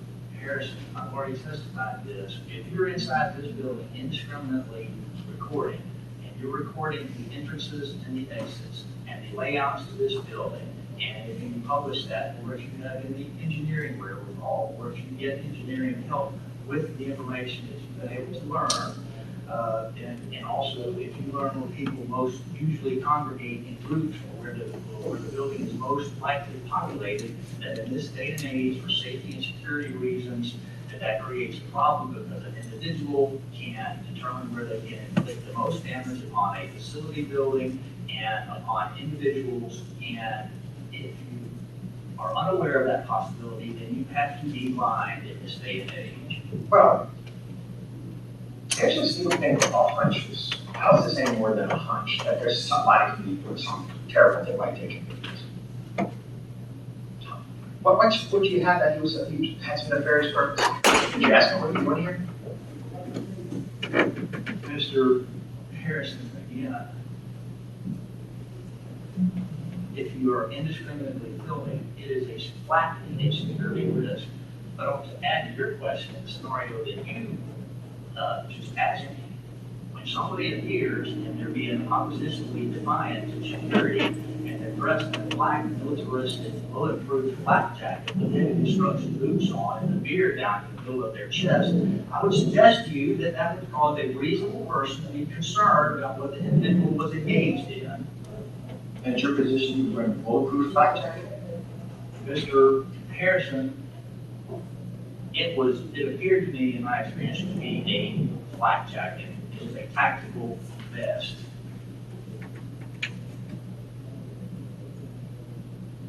And usually, when we have people come into the courthouse, they're not wearing black tactical militaristic vests that appear to be flak jackets.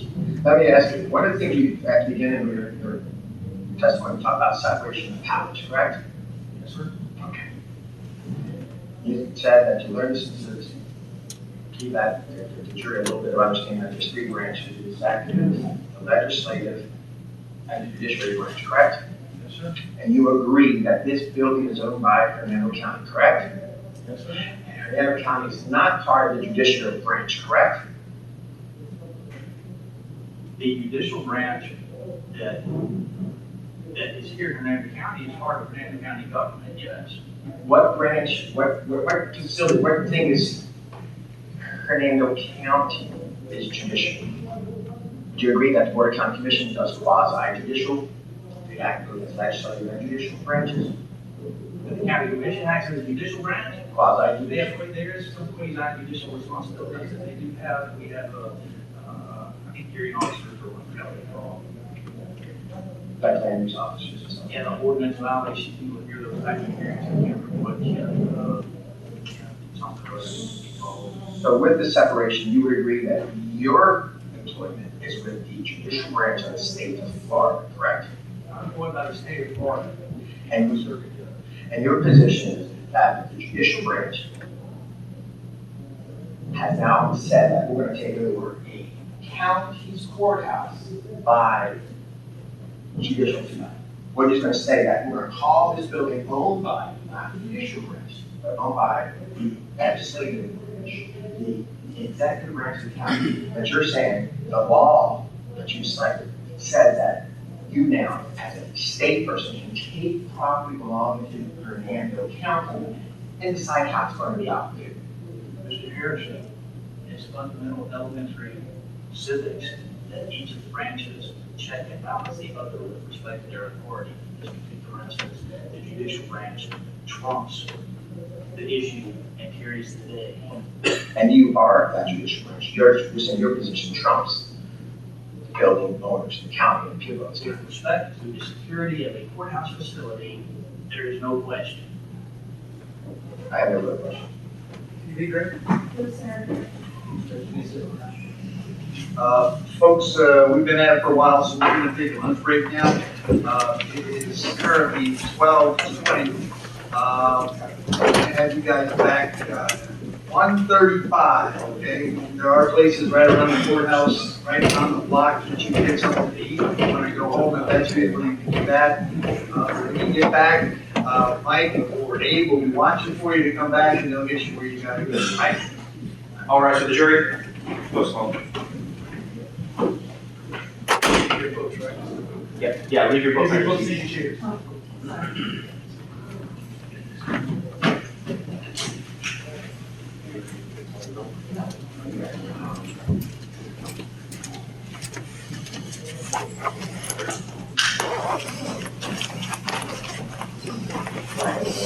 We'll be in recess at 1:35. Get the information. Yes. All right, for the dirt.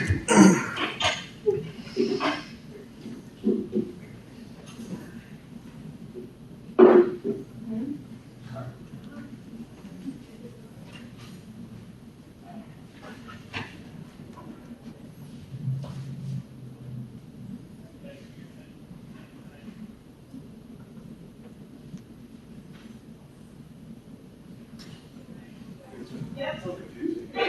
You guys trying to figure out that? You remember where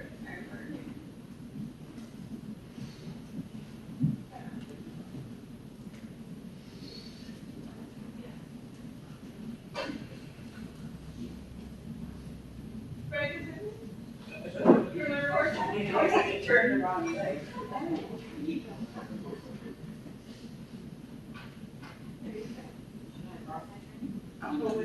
You're number two. I know. Oh.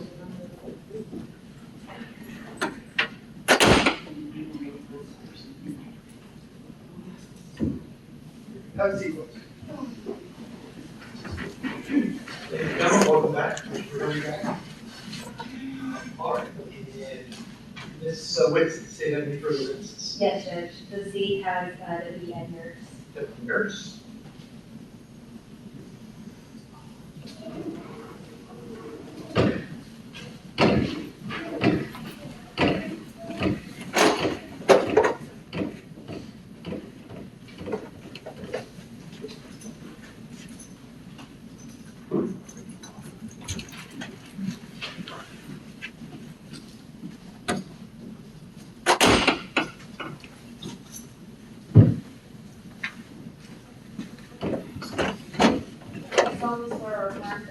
testimony about to give should be the truth, the whole truth, and nothing but the truth. I do. Officer, sir. Mr. Mayor Clark. Thank you, Your Honor. Good afternoon. Good afternoon. Will you please state your name for the record? Edward Nurse, And where do you work? for Hernando County Sheriff's Office as a deputy sheriff. All right, and where do you work specifically? In the courthouse as court security. Were you working in the courthouse on September 13th and 14th of last year, 2020? I was. Did you have the opportunity on that day, on those days, to observe the defendant come into the courthouse? I did. What was he doing, or what were your observations? Approximately 2:30 on the 13th, I observed a white male enter the courthouse wearing a hat, a flak vest with press on the front, carrying a tripod with a phone or camera. About 3 minutes after that, Deputy Carter approached him and talked with him. And then about 2 minutes later after that, he left. Okay, did he come back that day? He did. He came around on the east side. He came walking up the steps, stepped inside, met with Jeremy Moore, and Jeremy gave him the correct way to film inside the courthouse, which he stayed there. So I took a picture of him and created a bolo to find out his identity as Patrick Claiborne. Was that the extent of your involvement on September 13th? Yes, Do you see the person that came into the courthouse on the 13th in the courtroom today?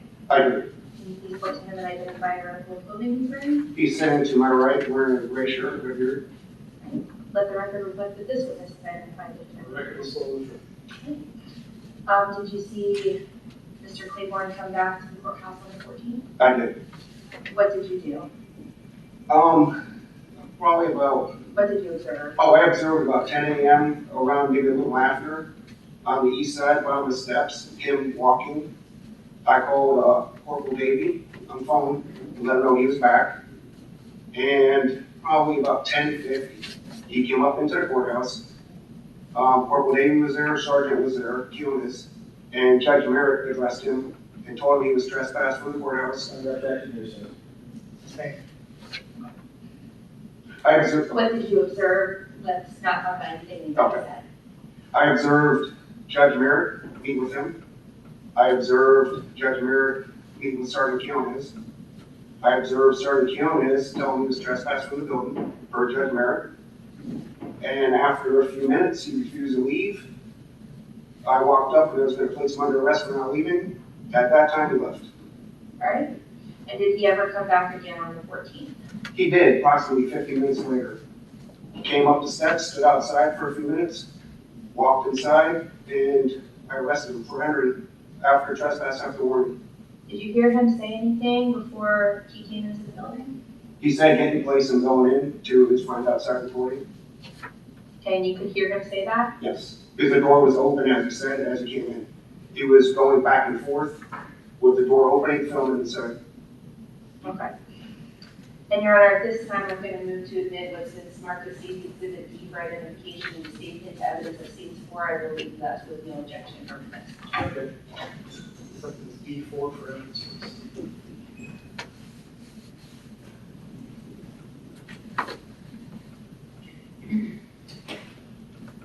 Okay, permission to publish? Yes.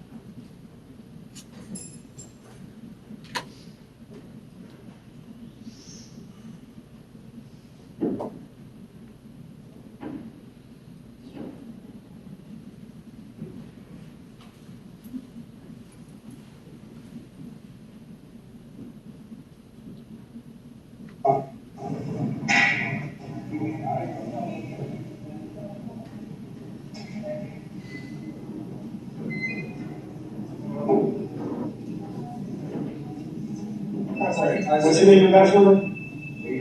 What's your name and badge number? Don't touch me. We have to place on arrest right now for one Friday. Because you're recording inside the building after. Okay, alert guys.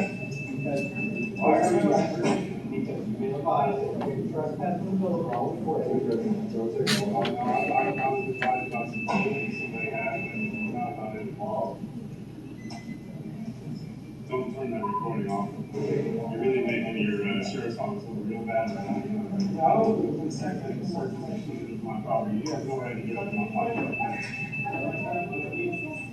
Yeah, I don't consent to any searching procedures of my property. See where it says press on the back?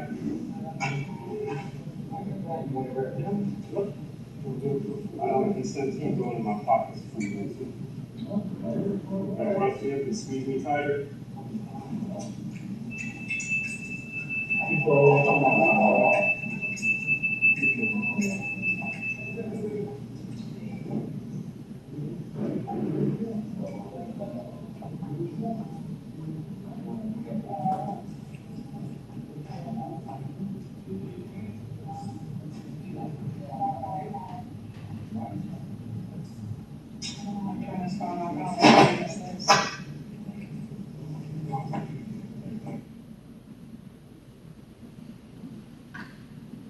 Deputy Nurse, did you have any further involvement with Mr. Claiborne on the day of his incident? I took him to jail for trespass after warning. Went through all his property. And inside his basket, he had rifle plates on the front and back. Objection, Roberts. Stay. Okay, other than taking him because he didn't have any. No, I do not. No. I have no further questions. Any cross?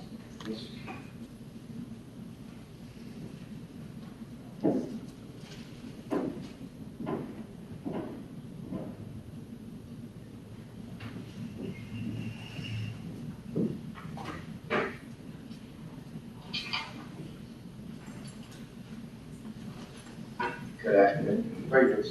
We're going to go over some things really quick if I can, as quick as I can. How long have you been with the sheriff's office?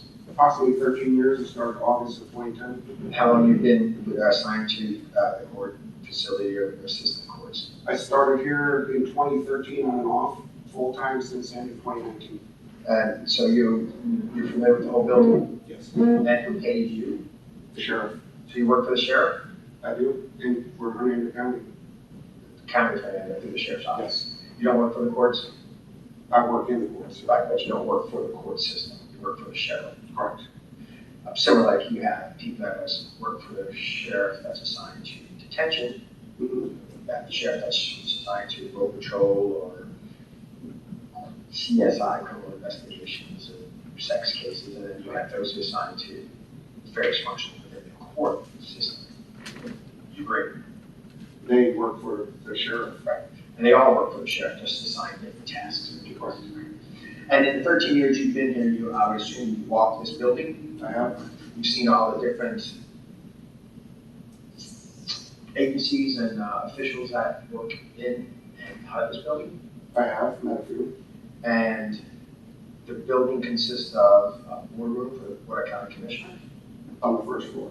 Then you got county attorney. We have county attorneys here as well. Public defender, state's attorney's office are located here. Yes, they are. Various matters, clerk and court, and then we have jury services and misdemeanor and civil and family and all that stuff, right? Yes, they do. Different parts of it. Yes. And there's other facilities throughout. One time, Rusty was here with a snack line. That was years ago. Right. From your understanding or from your employment here, who owns this building? Owns this building, the county does. And Ed, I'm curious about, are you familiar with the atrium out that both people come in on both sides? Yes, the atrium lobby area. Lobby area. And there are security checkpoints. Correct. How many security checkpoints are there? For as long as I worked here. You never, you don't recall when they were up here on the second, third floor? No, sir.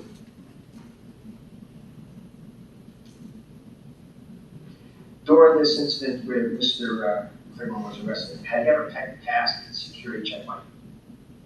Kind of passed it? Yeah, passed through the security checkpoint? No, he made it up to the security checkpoint.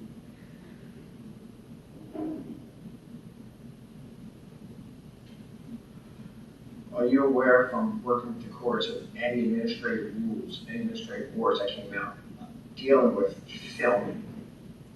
We do have an administrative order that is downstairs posted in the lobby. Is that the order or sign that says you cannot? There's signs in both entrances, and then we have a order down there we hand out if people want that. And that, do you know where this order comes from? Does it come from the county, does it come from the courts, does it come from the sheriff? And I believe it comes from the courts, from the Supreme Court. From the Florida Supreme Court. Well, the reason why I'm asking these questions, sir, is because as security, it would seem as though, just like if you were running patrol, you would know the law of best place to patrol, right? In other words, if you're doing traffic enforcement, you want to know the laws dealing with what constitutes infraction. You're going to have to know what the law is. Blinkers, changing lanes, stopping, right? That's right. So as far as security here, was that what you're assigned to as far as security? I am security here for the courts. And let's make sure we break it down. Some people are assigned, say, to the entranceway, right? Others are assigned to in court. Is that a fair thing to say? Well, we're assigned to the building. And you rotate. Sometimes you're at the beginning of the entranceway, or others will be up in the courtrooms themselves, and then next month you're up here and they're down there. It changes daily. Okay. So, go back to the question I had pressed it by saying if you were in traffic enforcement, you need to know the rules, the laws, 363 is DUI and 183. 8789 is for traffic, speeding. What rule are you talking about that deals with Mr. Claiborne? What rule applies to him? As far as For filming, it's an administrative rule. do you know that administrative rule? Have you had a copy of it? It's downstairs if you want me to get a copy from you. Well, let me ask you this. There's signs down there that says you can't film without permission, correct? Do you know, have you seen the rule that actually promulgates that sign? I haven't seen the rule, I've seen the administrative order. Well, that's what I'm talking about. Administrative rule is- okay. Do you know what rule or administrative order that is? Not off the top of my head. And when was the last time you seen that particular order? I've seen it yesterday, today, the day before. About prior to meeting Mr. Claiborne on the 13th and 14th of September 2022. When was the last time you had seen it? It's always been down there since I've been here. And where does that rule come from? From the judge, from the courts. I don't make the rules here, sir. No, I'm just trying, you don't make the statutes that deal with speeding, but you know what the speeding statute is. Correct. You don't make the rules, the laws that deals with grand theft automobile, but you know what the statute is. For stealing, you know stealing a car is illegal, so when you arrest somebody, say pursuant to statute, right? And so in this case, when it came to trespassing based on a violation of the rule, you don't know what that rule number is, whether it was promulgated or anything like that. No, I do not. Okay.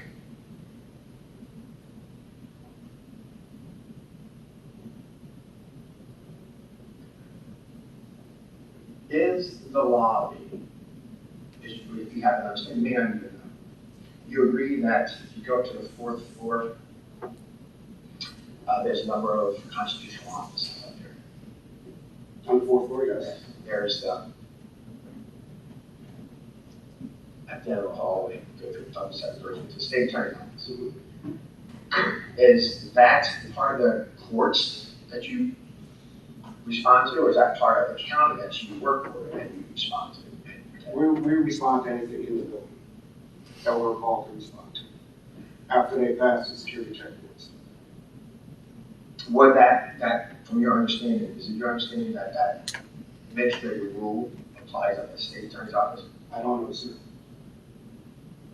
How about the public defender with the same board? I don't know, sir, I don't work in that area.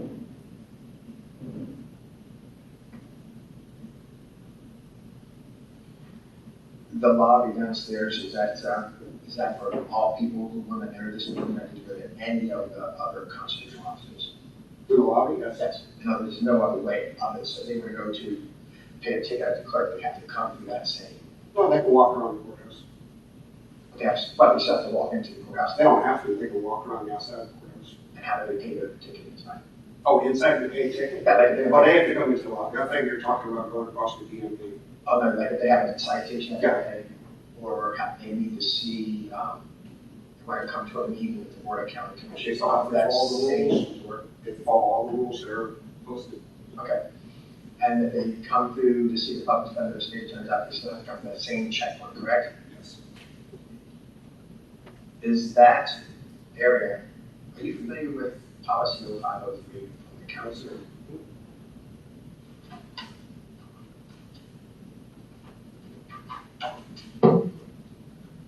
May I approach? You say you work for the county, correct? I do. And here's a policy that deals with public use of county-owned leased land. As part of your training, have you ever been made abreast of these rules? No.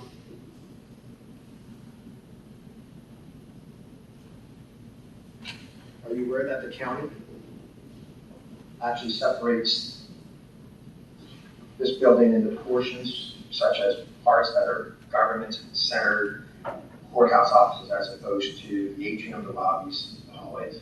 No, sir. Are you aware that the county has a rule that says that these areas shall be limited to internal pedestrian movement of the general public? The general public's allowed this stuff. And was Mr. Claiborne part of that general public? He is? Are you aware that there's any rule that the county has created that qualifies entrance of the general public as it relates to using or not being permitted to use recording devices, whether it be audio, video, nature? That's on our signs posted downstairs. But I said, was that promulgated by the county? I have no idea, sir. I don't make the rules. But you don't know where these rules came from either, correct?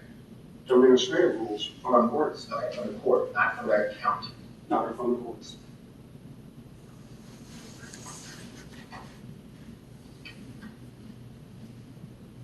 And let me ask you this.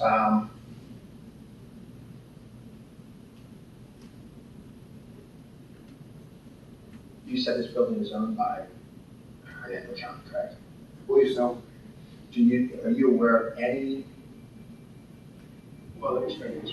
Are you aware of any rules or any agreement, written agreement between the county, the court, and your department that authorizes you to arrest people or warn people about entering this building? If they break the law, yes. But I'm asking, are you aware of any written agreement between the county and the judiciary that authorizes you to trespass or remove people for trespassing? For me to remove? Yes, you as a We were just issued authority to trespass By whom? by the judge. Okay, so it's the judge that gives you this authority, The trespass? but to trespass on that. I believe, yes, he makes the rules, he makes the order.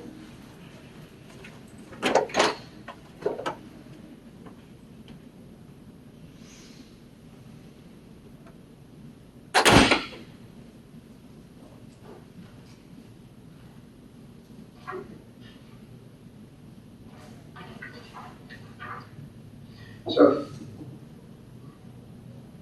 if an authorized person means the owner or leasee or agent of the owner or leasee. So if the county, this building is owned by the county, who is the agent? I don't know that, sir. And then if the authorized agent, authorized person also means law enforcement officer whose department has received written authorization from the owner or the leasee or his or her agent to communicate an order to depart property in case of threats to the public safety or welfare. So are you aware whether there's a written agreement between your agency and the courts that authorizes you to order people to depart the property? There's a trespass letter on file with the sheriff's office from there. I believe it's posted downstairs. And it says in case, for the purpose of threats to public safety or welfare. What threat did Mr. Claiborne present when it comes to public safety? There's victims that come in and out of this building. And how did he threaten them? I videotape them and publish them online, which I took all his videos off his YouTube channel. And then, so let's talk about that. We keep hearing this, that if you take a picture of a video of them in the lobby, it's a threat. But if you take the same video of them walking up to the courthouse through the parking lot, that's not a threat. Would you agree? Out in the public? In the public parking lot? We don't have a rule out there. Okay. So then you would agree, you see no reason to believe that if somebody's out there videotaping on the street Jefferson or the street Main, and people are walking by, and some of them may be victims of crimes, some of them may be victims of domestic abuse by significant people in their lives. The mere fact that one's reporting it does not present a threat to those individuals. Do you agree? I don't know that. If it does or not. So in theory, it could be, but you have no Correct. I'm evidence for that. I'm not there watching that. I mean, in theory, you can't say that the plane will crash in this building, but you have no reason to believe it will, right? You don't do that. No, we don't know that. You have no reason to believe that it will crash. You have no reason to believe that these individuals are going to be harmed by the individuals, right? I don't know that.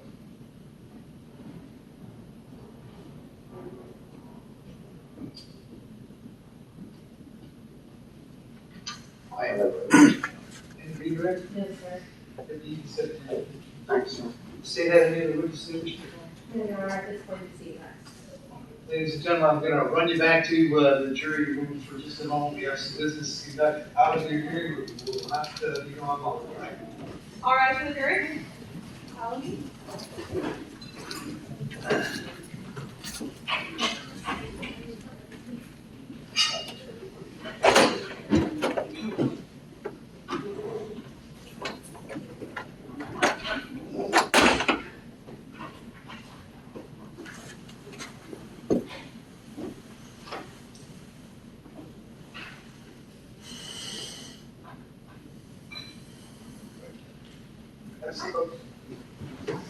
Sir? Your Honor. Yeah, looking at the jury instructions, the state has to be able to prove that Patrick Claiborne had been authorized. I don't think that's what he was, he was authorized, it's open to the public. And that a person authorized by the owner or lessee of the premise warned Patrick to depart. The problem we have with that is that there's no testimony. There's no testimony that the place is owned by the county. There's nothing in here that, there was no testimony that any agent of the county had such authorization, had given such orders to depart. When we look at authorized, persons authorized in the jury instruction, means an owner or lessee, or his or her agent. So we have to have, identify the owner or the lessee, we clearly know who the owner is. Well, okay, so we know that's the county, or his or her agent. There's been no one introduced here that says they are an agent of this owner. What Judge Merritt has said was simply, I'm Judge Merritt, and I get to decide whatever happens to this building without any substantive support. And in fact, the closest thing he came to getting support is when he identified courthouse facilities to include courtrooms, to include hearing rooms, and to include other areas where court business is conducted. There's no evidence that there's court business being conducted downstairs. There may be security, but that's not court business. We know what court business is. I'm involved in court business. We're here today dealing with court business.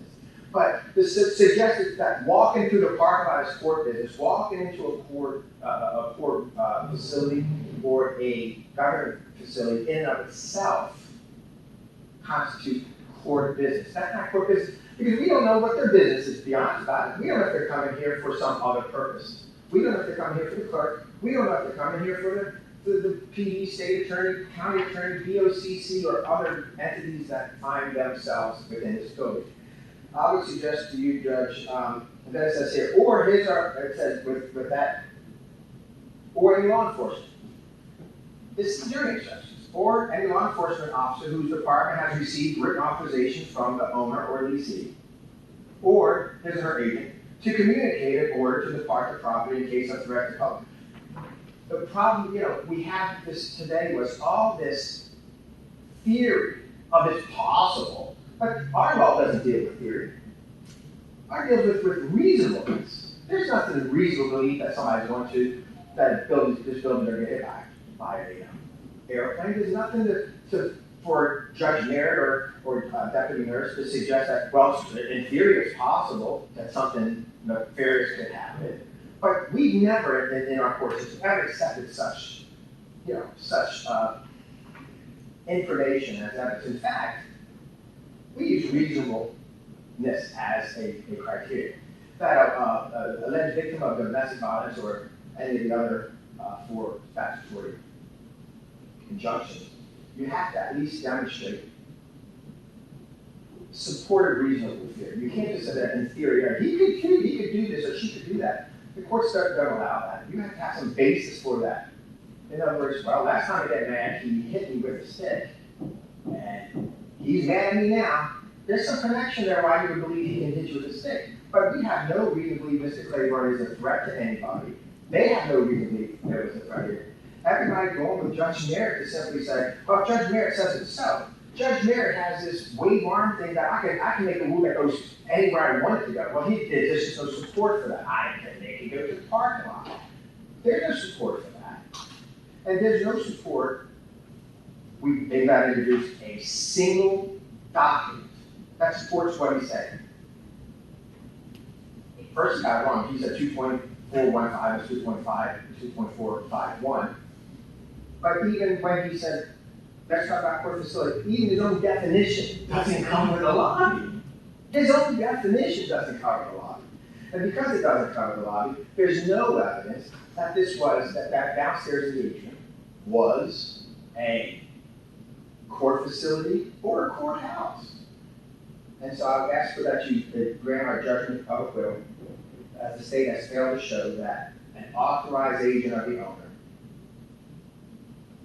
required my client to leave this building. In the light most favorable to the state, Your Honor, I would submit to you that the state has put on a prima facie case that could be given to the jury with respect to the entirety of Mr. Harrison's argument. Judge Merritt, in fact, did testify that he had the authority. He cited the authority as the Florida Constitution, Article 5, Section 2.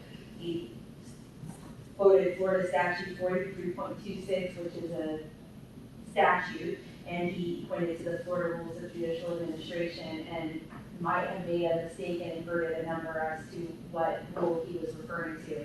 But he spent a very decent amount of time discussing with Mr. Harrison his authority and how he had such authority to issue the trespass to Mr. Claiborne in this case.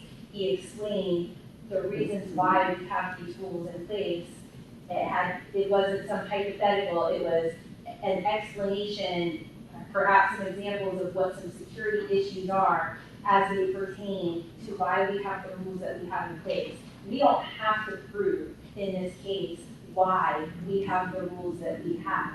That's extraneous information. We have to prove three elements: that he had been authorized to enter the building, which we agreed he was, that a person authorized had told him to depart. We clearly saw that on the video, and we heard Judge Merritt's testimony that he was authorized to have Mr. Claiborne removed from the building, and he refused to depart. We saw that he came back. So at this point, Your Honor, we'd ask that this case be submitted to the jury to let them be the trier of fact in this matter as to whether or not Mr. Claiborne violated Florida Statute 810.08 trespass after. Quick response? Yes. The information that the state charges states. I'll just go into it. Hernando County Courthouse, the property of Hernando County government, so they admit as much. Property after being more to do so by the owner, leasing, or their agent. There's been absolutely no evidence that Judge Merritt, though he said what he said, and I agree, he has all kinds of authority. It's not a question of his authority. He can't take that and say, well, Judge, 43 says this, 2.451 says this, Article 5, Section 2 of the Florida Constitution says this, and then go to a public and say, I'm going to do it there because I cite those things. That doesn't have anything to do with whether the property you exercise control over, you have control over. And in their own charter document, they say that the property after being mortgaged by the owner, the leasing, or the agent of the owner or leasing, which means they have to identify the owner or the leasing owners for another county, and or their agent of that owner. There's no testimony. In fact, Judge Merritt's testimony is just contrary that he is an agent to the county government. He's saying he works for the judiciary, and those things give him authority to make these rules. I have no disagreement with Judge having that authority to make the rules. It's whether he has authority over the property on which this rule applies. And there's, you can read their instructions, their information, and the jury instruction, there's absolutely no evidence that any agent has appeared in this case on behalf of the owner that gave such instructions to the parties. Anything else, Mr. Wilson? Only that I do believe that Judge Merritt in his testimony specifically stated that he was an agent and used that word to describe his authority in this matter, Judge. Nothing. It's first AOA, so like most people will say, I'll deny the motion for judgment of acquittal at this time. Mr. Harrison, you plan to call any witnesses? No, sir. I'm going to press back and rest that, or you want to do it? Yeah, I just want to speak to that quickly. Sorry. I think you understand that the right to remain silent, the right to testify, that's ground zero in our system of justice. Obviously, you're innocent until proven guilty, and you cannot be called upon to testify in a criminal proceeding against yourself. The decision to testify or not testify is the most important decision that you make in a criminal proceeding. I just want to make sure that you feel like you've had sufficient time to discuss the issue with Mr. Harrison. Yes, sir. And you're comfortable with your decision not to testify. Absolutely. All right, and so we bring him in, you can rest. And I'll leave you back there. All right, Mr. Mayor.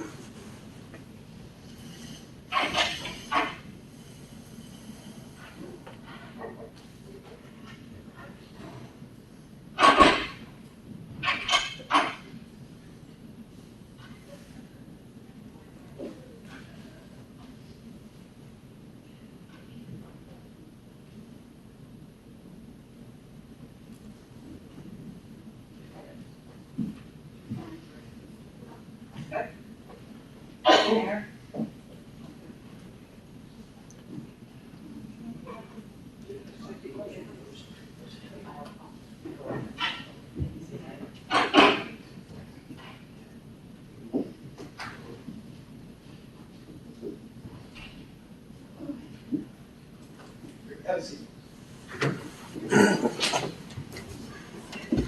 Mr. Harrison, is this defense what you call it, please? Defense, Your Honor. We do our motion here. Interested in making additional arguments? No, sir. Anything else from the state? I'm going to, I'll deny the motion for judgment of acquittals, the state of defense invested.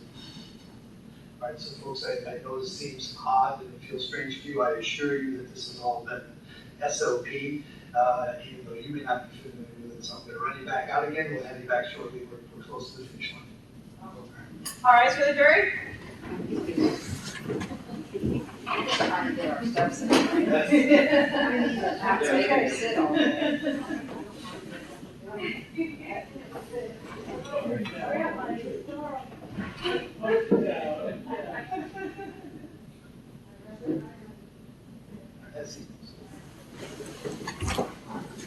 Go over instructions.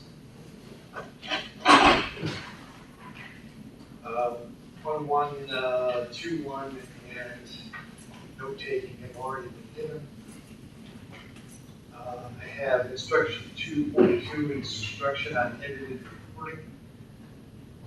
I assume that means that the recordings presented were not everything that was in the recordings. That's correct. And is that a standard instruction? Nothing has been edited. It Give me should have been instruction. read before we put them on. And Oh, you're about to address do that. any reason to address it now? I have no, if Mr. Harrison's okay with removing it, we can remove it. You can remove it. 2.7 is closing argument. This was, is that unedited? I believe it's unedited. The objection. 3.1 is obviously the standard instruction, the objection is 3.1. Induction, final instructions.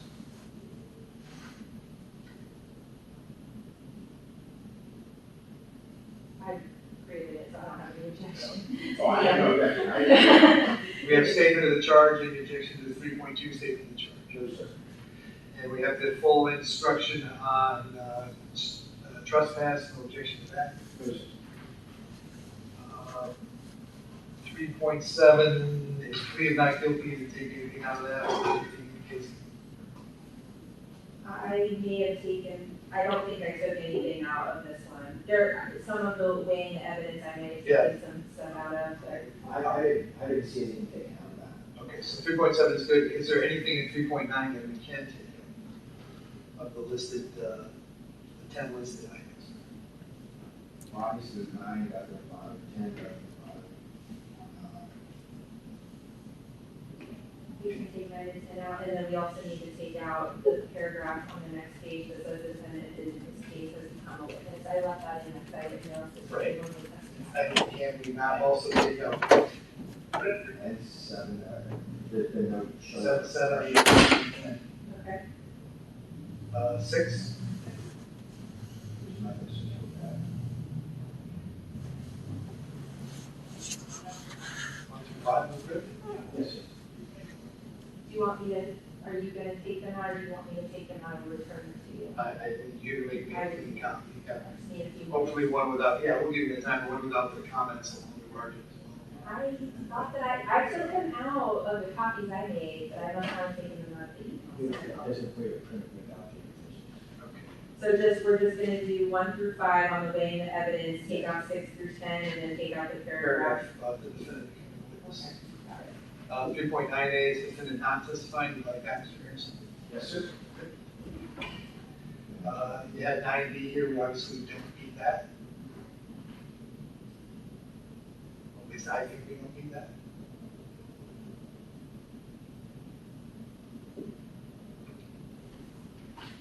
I don't care if that comes in. Mr. Harrison, you need 3.9B.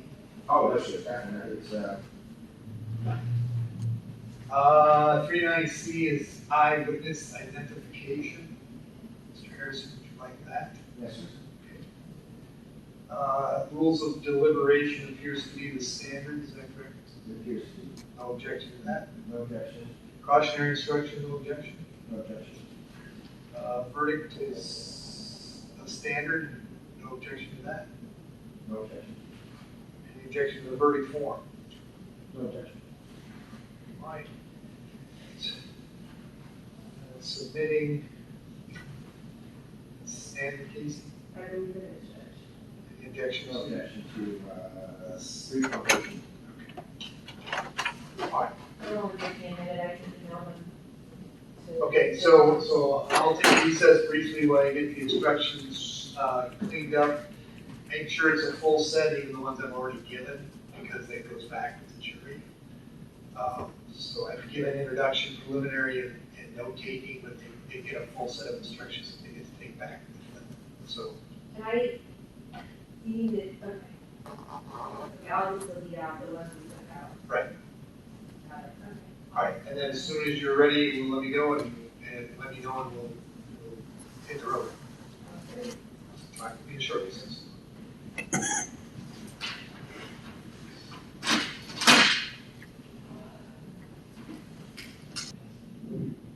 I'll think you're closing. 15.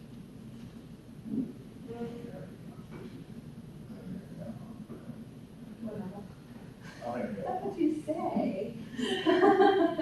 We'll see. I probably think you should reserve 30, just in case, I don't have to go. All right, court's back in session. I see folks.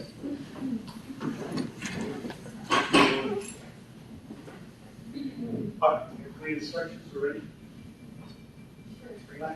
All right, so jury. Did you look it up today?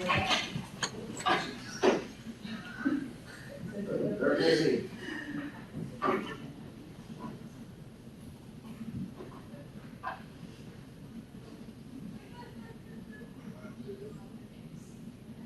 Oh, yeah. Yes, we put that on.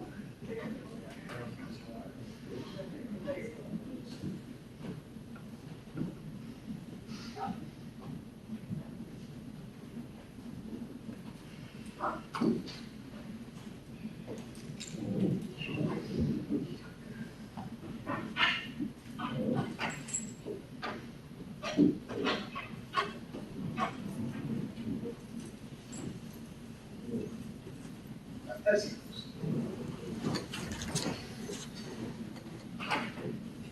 Ladies and gentlemen, both the state and defendant have now rested their case. The attorneys will now present their final arguments. Please remember that what the attorneys say is not evidence or your instruction on the law. However, do listen closely to their arguments. They are intended to aid you in understanding the case. Each side will have equal time, but the state is entitled to divide this time between an opening argument and a rebuttal argument after the defense has given its closing argument. Switzer? Thank you, Judge. Counsel. Okay, Judge, I'm gonna turn this. Yes, please.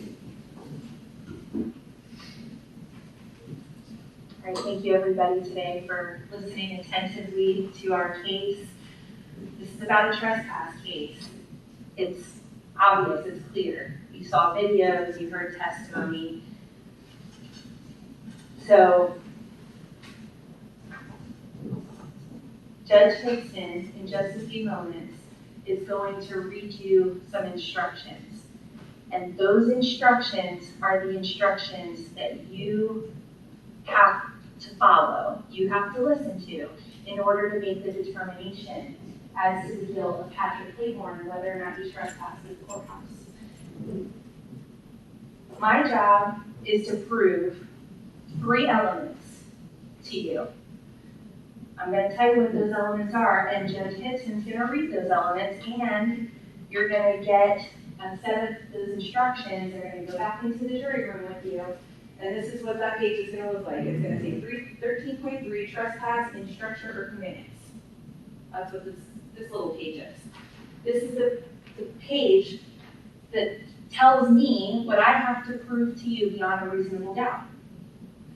I have to prove to you element number 1. Patrick Claiborne had been authorized, licensed, or invited to enter or remain in a structure. Sorry. And then it's going to define structure. Structure means any building of any kind, either temporary or permanent, that has a roof over it and the enclosed space of ground and outbuildings immediately surrounding that structure. The courthouse is a structure. It's not a dwelling, it's not where people live, it's not a conveyance, it's a car, it's a structure. This is a courthouse, it's a structure, it's got a roof, people are here. We saw video, lots of it, that Patrick Claiborne came to the courthouse and he was here. He had been authorized, licensed, or invited to enter or remain in the structure. You heard testimony from law enforcement and Judge Merritt that he's a member of the public. He had the right to come in here. So that's the first element. I would submit to you that I have proved that beyond a reasonable doubt that he was authorized to enter into the structure. Element number 2, a person authorized by the owner or lessee of the premises warned Patrick Franklin Claiborne to depart. A person authorized is defined on this page, same page. an owner or lessee or his or her agent or any law enforcement officer whose department has received written authorization from the owner or lessee or his or her agent to communicate an order. Well, we're not talking about a written thing that law enforcement receive. We're talking about the agent, in this case, Judge Merritt Jr. Judge Merritt Jr. is authorized, as he testified today, pursuant to the Constitution and the Florida statutes and the rules of judicial administration, to trespass someone from this building. He testified that he trespassed Patrick Claiborne from the building. He was seen on video telling Patrick Claiborne to leave the building while he was recording. And he told you how he is authorized to do so, based out of the Constitution, the rules, and the statutes. So I would submit to you all that I have proven element 2, beyond a reasonable doubt, that Patrick Claiborne was told to depart by Judge Merritt. That was on video. That part's easy. You saw him tell him to leave. You saw Patrick Claiborne start questioning it. You saw that. It happened right on video. Element number 3 that I have to prove is he refused to depart. Well, he did depart, and then he came back, and law enforcement officers heard him say, "Hold on, I'm going in to get arrested." Patrick Claiborne knew exactly what he was doing. He came into the building to film in the courthouse. He objected to the rules, and he argued with Jeremy Moore, which you saw on video, about why he has to come in here and talk to Roy Woldemuth and set up special permission to record, which you can get. You can get special permission if you set it up properly, and the reason for that, as explained by Jeremy Moore and explained by Judge Merritt in their testimony, is for safety and security of the courthouse premises. But he didn't listen to those rules. He didn't want to abide by those rules. And so he was asked to leave. And you saw that he did not, he left, but then he came back and he got arrested. Ladies and gentlemen, this is not complicated. It's very simple, actually. There's 3 elements I have to prove. I have to prove that he came in, I have to prove he was told to leave by somebody who was authorized to tell him to leave, and I have to prove that he didn't leave or he came back and got trespassed. I've done that today. The testimony will speak for itself. And so you'll also receive a verdict form, and your options are the defendant is guilty of trespass in an occupied structure or conveyance, or the defendant is not guilty. And I would ask that you check the defendant is guilty in this case. Thank you. Cheers.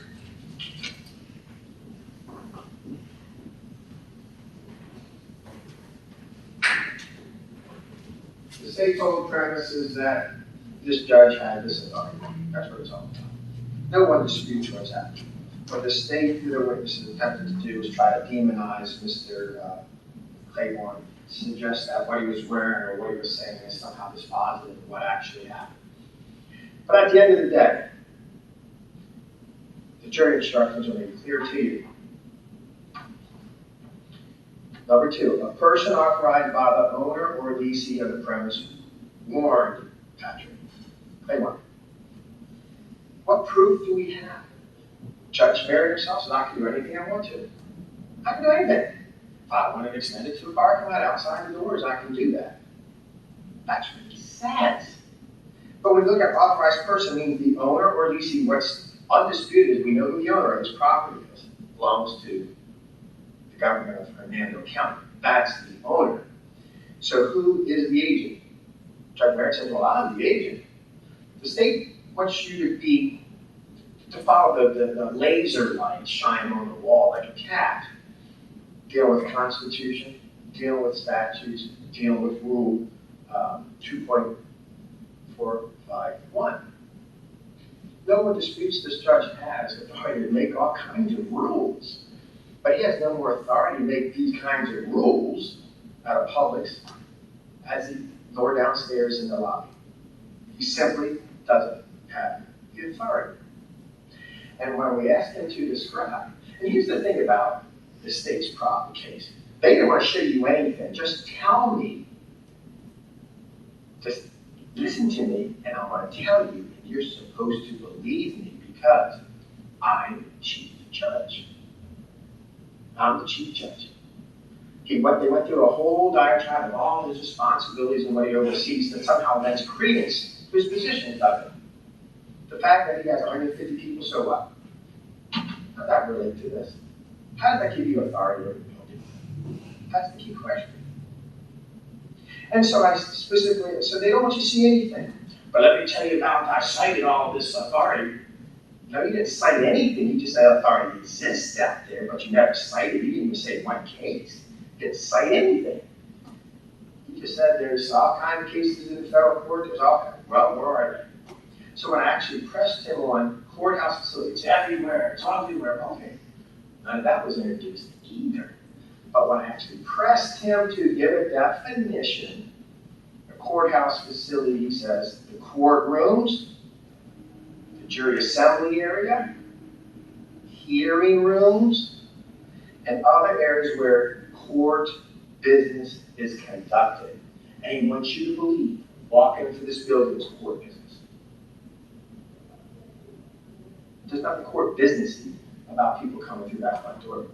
That suggested that everybody comes to the front doors downstairs or back doors, the two doors, that somehow they're here for court business, knowing that there's all kinds of other agencies, including the clerk, county attorney, public defender, state attorney,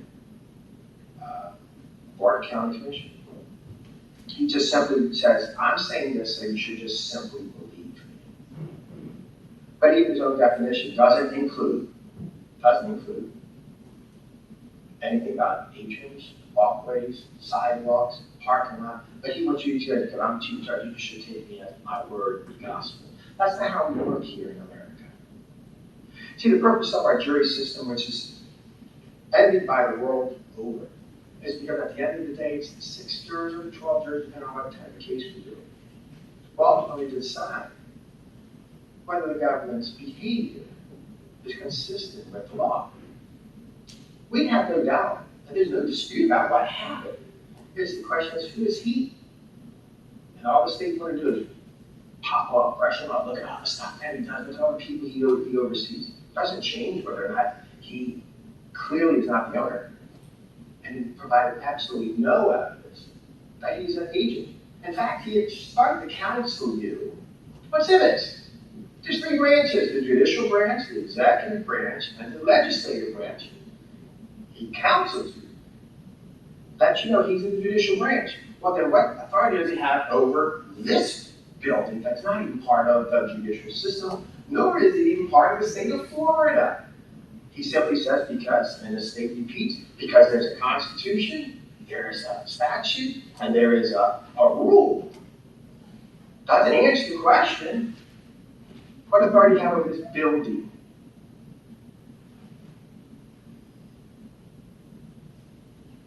It's clear. Person authorized means an owner or the leasing.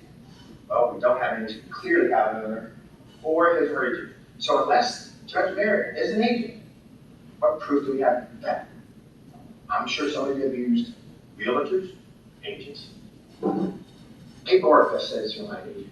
Some of you may have closed using power of attorneys when you authorize somebody to sign on your behalf. It's written, it's attached to your closing documents. He just comes in here and says, I'm Judge Merritt. Well, where's these rules at? What's this a sign? Where's the sign coming from? Where do you get authorized to put the sign up there? Where's the rule that supports the sign?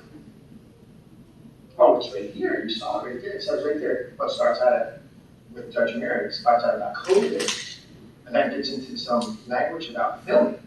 When was that dated? I don't know. He's the chief judge who's off with his name on it. He doesn't even know when this thing was done. Let's be real, ladies and gentlemen, this jury.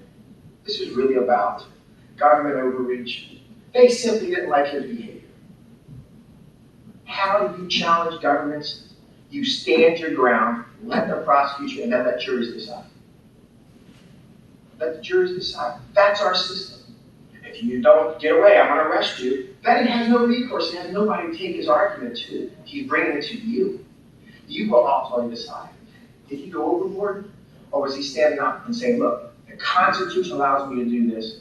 This is a public building. I've been invited here by the government, not the judiciary. And now you're telling me you're trumping what the government said I can do. Come into this very building.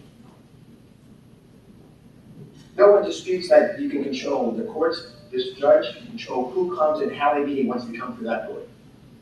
He doesn't get to tell them how to behave downstairs.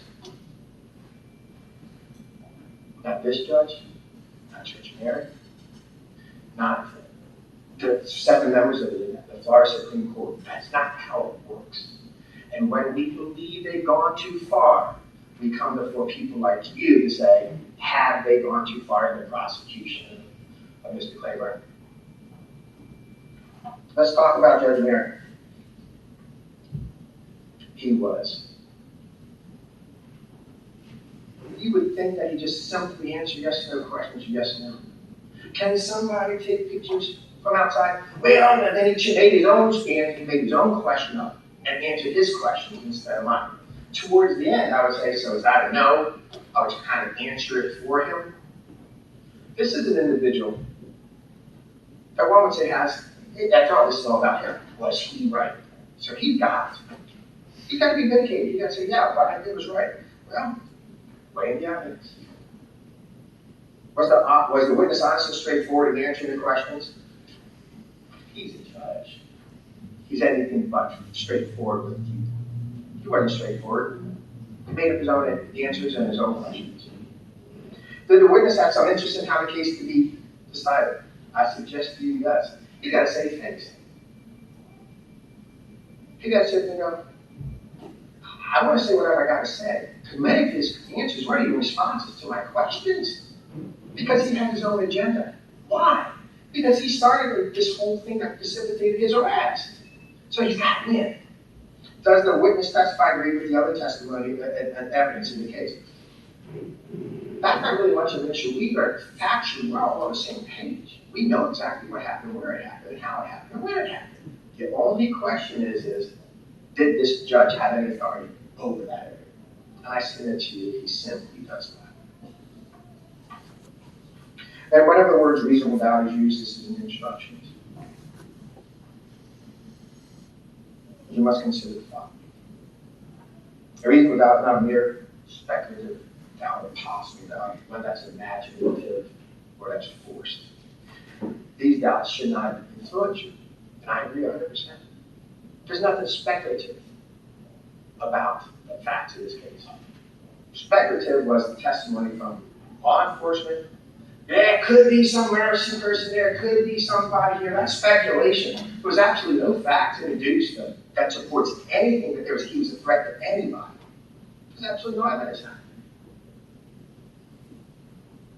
On the other hand, if you carefully consider, compare it, and weigh in all the evidence, there is not an unabiding conviction of guilt or death. It is one of for conviction. It is one of which is not stable, one of which wavers or vacillates. Then the charge is not proven, you should come back with a not guilty verdict because your doubt is reasonable. I submit to you, the facts are very clear. The only question for you is whether or not Judge Merrick was an agent of the owner, Hernando County. You, as citizens, taxpayers, this building belongs to you. And so the question is does Judge Merrick have control over the building of the county taxpayers? I submit to you. He's not an agent. He's a judge. He's a judicial officer. He has some authority over both this county and the circuit, as well as the entire 5 county circuits of the 5th Circuit. But he doesn't have control over this building. He has control over the courts, as he said, the courtrooms, the hearing rooms, the jury assembly, and those areas where court business is conducted. I submit to you, the lobby contains no court business. I ask that you come back with the verdict of not guilty. Thank you. Switzer?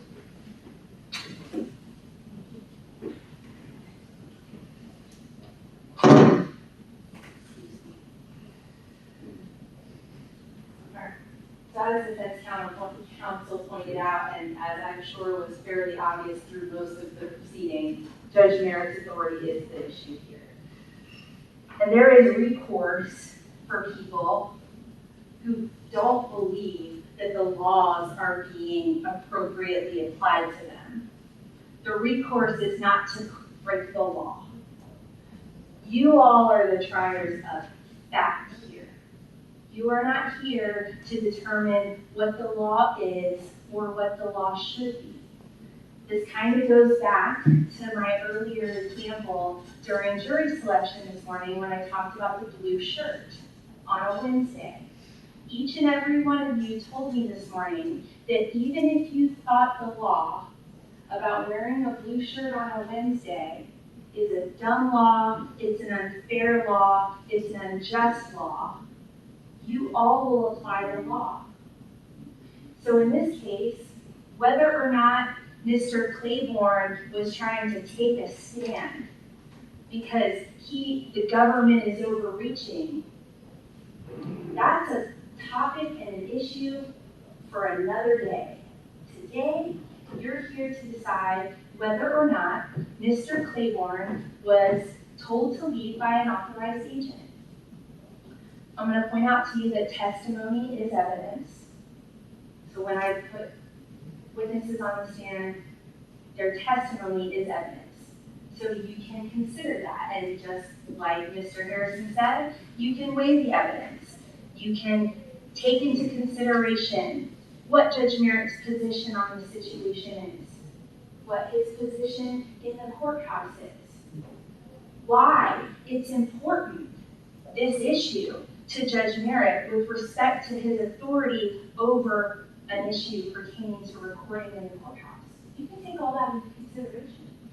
And of course, Judge Merritt did testify that he has authority over the lobby areas because he explained that that's any portion of the building, right? So he testified to that. And I believe there was some discussion with Mr. Harrison pertaining to whether the lobby is a portion of the courthouse, and Judge Merritt testified that the lobby is a portion of the courthouse. And therefore, under statutes, the rules, and the Constitution, Judge Merritt has the authority in those areas of the courthouse. So again, yes, the issue is whether or not Judge Merritt had the authority, and that's really the only issue. You don't really have to think too much. If you don't want to, you can. It's up to you. You don't have to think too much about the other elements. We know that they're not disputing that Patrick Claiborne came into the courthouse invited and that he refused to depart, and plus that's on video anyway. So the issue is, was Judge Merritt authorized? And I would submit to you, ladies and gentlemen, that Judge Merritt was authorized as the chief judge of the circuit, as the person whose responsibility it is to ensure the safety and security of this courthouse building here in Hernando County. And he testified to that, he explained it. You're not presented with all of the statutes and laws and rules, but earlier in jury selection, I do believe that Mr. Harrison pointed to the sign that said that this courtroom is limited to a certain number of people, and then he said, you can look that up. Well, that's true, and I would submit to you that you can look all of this up too. Not every sign around the building is going to explain what the legal authority is behind it, but you have been presented, probably for the first time in the history of this courthouse, you've been presented with a case where somebody has come to stand and said, there is legal authority that backs up those signs, and I have the authority to exercise my right as agent over the Hernando County Government Building to trespass somebody from this building. And it's really that simple. Again, I understand where the issue is here. Please don't get buried in the weeds. It's simple. Did Patrick Claiborne come in? Yes, he did. Did Judge Merritt warn him to go? Yes, he did. Did Judge Merritt have the authority to tell him to leave? Yes, he did. Did Patrick Claiborne refuse to depart? Yes, he did. Ladies and gentlemen, please find Patrick Claiborne guilty of trespass. Thank you. Ladies and gentlemen of the jury, I thank you for your attention during this trial. Please pay attention to the instructions I'm about to give you. Patrick Claiborne, the defendant in this case, has been accused of the crime of trespass to an occupied structure or conveyance after warning. To prove the crime of trespass in the structure, the state must prove the following three elements beyond a reasonable doubt. 1, Patrick Claiborne had been authorized, licensed, or invited to enter or remain in a structure. 2, the person authorized by the owner or lessee of the premises warned Patrick Claiborne to depart. 3, Patrick Claiborne refused to depart. Authority to enter or remain in a structure need not be given in express words. It may be implied from the circumstances. It is unlawful to enter or remain in a structure of another if, under all the circumstances, a reasonable person would believe that he has the permission of the owner, lawful occupant, or other authorized person to give that permission. Person authorized means an owner or lessee or his agent or any law enforcement officer whose department has received written authorization from the owner, lessee, or his or her agent to communicate an order to depart the property in case of a threat to public safety or welfare. Willfully means intentionally, knowingly, and purposely. Structure means any building of any kind, either temporary or permanent, that has a roof over it and the enclosed space of ground and outbuildings immediately surrounding the structure. If you find the defendant guilty of trespass in the structure, you must then determine whether the state proved beyond a reasonable doubt that there was a human being in the structure at the time of the trespass. The defendant has entered a plea of not guilty. This means you must presume or believe the defendant is innocent. This presumption stays with the defendant as to each material allegation in the information through each stage of the trial, unless it has been overcome by the evidence to the exclusion of and beyond a reasonable doubt. To overcome the defendant's presumption of innocence, the state has the burden of proving the crime with which the defendant is charged was committed, and the defendant is the person who committed the crime. The defendant is not required to present evidence or prove anything. Whenever the words reasonable doubt are used, you must consider the following. A reasonable doubt is not a mere possible doubt, a speculative, imaginary, or forced doubt. Such a doubt must not influence you to return a verdict of not guilty if you have an abiding conviction of guilt. On the other hand, if, after carefully considering, comparing, and weighing all the evidence, there is not an abiding conviction of guilt, or if having a conviction is one which is not stable or one which wavers and vacillates, then the charge is not proved beyond every reasonable doubt. You must find the defendant not guilty because the doubt is reasonable. It's to the evidence introduced in this trial and to it alone that you are to look for proof. Reasonable doubt as to the guilt of the defendant may arise from evidence, conflict in the evidence, or the lack of evidence. If you have a reasonable doubt, you should find the defendant not guilty. If you have no reasonable doubt, you should find the defendant guilty. It is up to you to decide which evidence is reliable. You should use your common sense in deciding which is the best evidence and which evidence should not be relied upon in considering your verdict. You may find some of the evidence not reliable or less reliable than other evidence. You should consider how the witness acted, as well as what they said. Some things you should consider are: 1, did the witness seem to have an opportunity to see and know the things about which the witness testified? 2, did the witness seem to have an accurate memory? 3, was the witness honest and straightforward in answering the attorney's questions? 4, did the witness have some interest in how the case should be decided? 5, does the witness's testimony agree with the other testimony and other evidence in the case? Whether the state has met its burden of proof does not depend upon the number of witnesses it has called or upon the number of exhibits it has offered, but instead upon the nature and quality of the evidence presented. The fact that a witness is employed in law enforcement does not mean that his or her testimony deserves more or less consideration than that of any other witness. It is entirely proper for a lawyer to talk to a witness about what testimony they would give if called to the courtroom. The witness should not be discredited by talking to a lawyer about his or her testimony.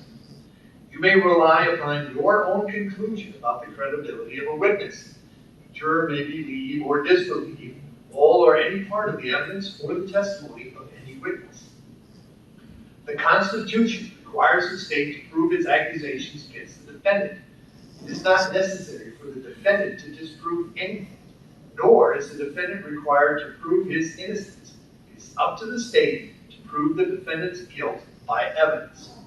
The defendant exercised a fundamental right of choosing not to be a witness in this case. You must not view this as an admission of guilt or be influenced in any way by his decision. No juror should ever be concerned that the defendant did or did not take the witness stand to give testimony in the case. You have heard testimony of eyewitness identification. Deciding how much weight to give to this testimony, you may consider the various factors mentioned in these instructions concerning credibility of witnesses. In addition to those factors in evaluating eyewitness identification, you may also consider 1. The capacity and opportunity of the eyewitness to observe the offender based upon the length of time for observation and the conditions at the time of observation, including light and distance. 2. Whether the identification was the product of the eyewitness's own recollection or was the result of influence or suggestiveness. 3. The circumstance under which the defendant was presented to the eyewitness for identification. 4. Any inconsistent identifications made by the eyewitness. 5. Any instance in which the eyewitness did not make an identification when given the opportunity to do so. 6. The witness's familiarity with the subject identified. 7. Lapses of time between the event and the identifications. 8. Whether the eyewitness and the offender are of different races or ethnic groups, whether this may have affected the accuracy of the identification. And 9. Whether the totality of circumstances surrounding the eyewitness identification. There are some general rules that apply to your discussion. You must follow these rules in order to return a lawful verdict. 1. You must follow the law as it is set out in these instructions. If you fail to follow the law, your verdict will be a miscarriage of justice. There is no reason for failing to follow the law in this case. All of us are depending upon you to make a wise and legal decision in this matter. 2. This case must be decided only upon the evidence that you have heard from the testimony of the witnesses and have seen in the form of the exhibits in evidence and these instructions. 3.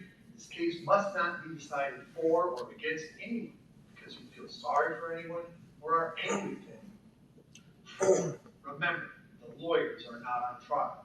Your feelings about them should not influence your decision in this case. 5.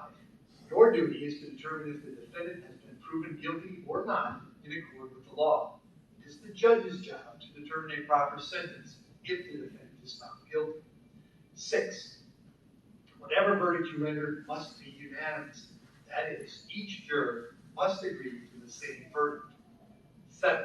The jury is not to discuss any question or questions that the juror or jurors wrote that was or was not asked by the court.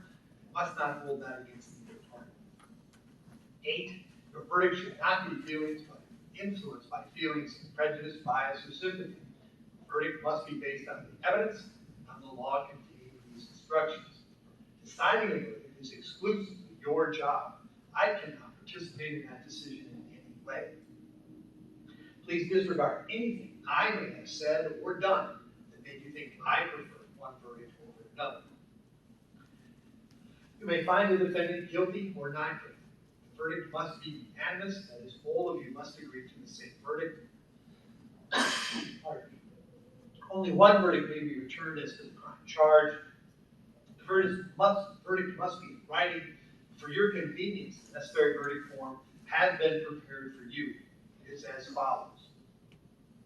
In the County Court of the 5th Judicial Circuit of the State of Florida, in and for Hernando County, State of Florida versus Patrick Claiborne, case number 2022 MM2377. Verdict, count 1. We, the jury, find as follows to the defendant in this case, check 1. A, the defendant is guilty of trespass to occupied structure after warning. B, the defendant is not guilty. So say we all. There's a place for a date and a signature for the foreperson. In just a few moments, you'll be taken to the jury room by the bailiff. The first thing you should do is choose a foreperson who will preside over your deliberations. The foreperson should see to it that your discussions are carried on in an organized way and that everyone has a fair chance to be heard. It is also the foreperson's job to sign and date the verdict form when all of you have agreed on the verdict and to bring the verdict form back to the courtroom when you return. During deliberations, jurors must communicate about the case only with one another and only when all jurors are present in the jury room. If a juror goes to the restroom, the deliberations should stop until the juror returns. You are not to communicate with any person outside the jury about this case until you have reached a verdict. You must not talk about the case in person or through the telephone, writing, or electronic communication, such as a blog, Twitter, email, text message, or any other means. Do not contact anyone to assist you during deliberations. These communications rules apply until I discharge you at the end of the case. If you become aware of any violation of these instructions or any other instruction I have given in this case, you must tell me by giving a note to the bailiff. Many of you have cell phones, tablets, laptops, or other electronic devices here in the courtroom. The rules do not allow you to bring your phones or any of those types of electronic devices into the jury room. Kindly leave those devices on your seats where they will be guarded by the bailiff while you deliberate. If you need to communicate, send a note through the bailiff. If you have voted, do not disclose the actual vote in the note. If you have a question, I will talk with the attorneys before I answer, so it may take some time. You may continue your deliberations while you wait for my answer. I will answer any questions, if I can, in writing or orally here in open court. During the trial, items were received into evidence as exhibits. You may examine whatever exhibits you believe will help you in your deliberations. Those exhibits, if you wish to see those exhibits, please request that in writing. In closing, let me remind you that it is important that you follow the laws spelled out in these instructions in deciding your verdict. There are no other laws that apply to this case. Even if you do not like the laws that must be applied, you must use them. For more than 2 centuries, we have lived by the Constitution and the law. No juror has the right to violate rules we all share. With that, folks, you're going to retire to consider your verdict. And all of you except Brian and Maxie, you are my alternate juror, and your work is finished, sir. This does constitute your jury service for a year. You are excused. The rest of you may retire to the jury room. Consider your verdict. All right, so jury, just you can leave your phone on the chair. And if you in the room, you can pass it to me and I'll bring it out. Okay. Okay? But we can take. Yes, you can take your notes. And your first and mine, so we have you all paperwork, so that's the packet.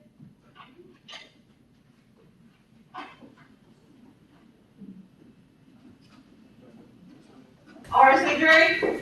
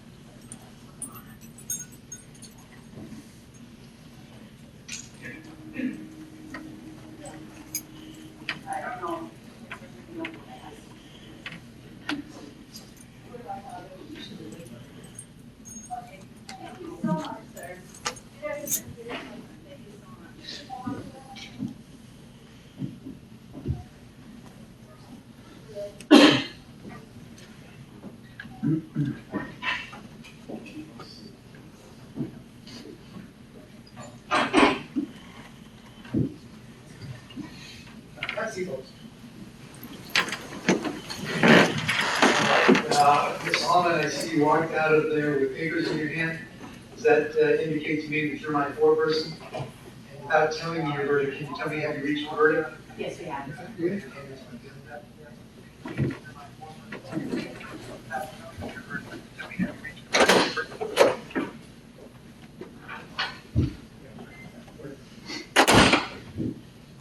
In the County Court of the Fifth Judicial Circuit of the State of Florida in Fort Lauderdale County, the State of Florida versus Claiborne, Patrick F.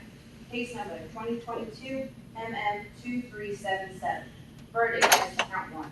We, the jury, find as follows as to the defendant in this case. A, the defendant is guilty of trespass to occupied structure after warning. So say we all, dated 23rd day of August, 2023, signed by the foreperson. Chair, so you wish the jury to move forward. Ladies and gentlemen, I wish to thank you for your time and consideration of this case. I also wish to advise you of some very special privileges enjoyed by jurors. No juror can ever be required to talk about the discussions that occurred in the jury room except by court order. For many centuries, our society has relied upon juries for consideration of difficult cases. We have recognized for hundreds of years that a jury's deliberations, discussions, and votes should remain their private affairs as long as they wish it. Therefore, the law gives you a unique privilege not to speak about the jury's verdict. Although you are at liberty to speak with anyone about your deliberations, you are also at liberty to refuse to speak to anyone. A request to discuss either your verdict or your deliberations may come from those who are simply curious, from those who find fault with you, from the media, from the attorneys, or elsewhere. It will be up to you to decide whether to preserve your privacy as a juror.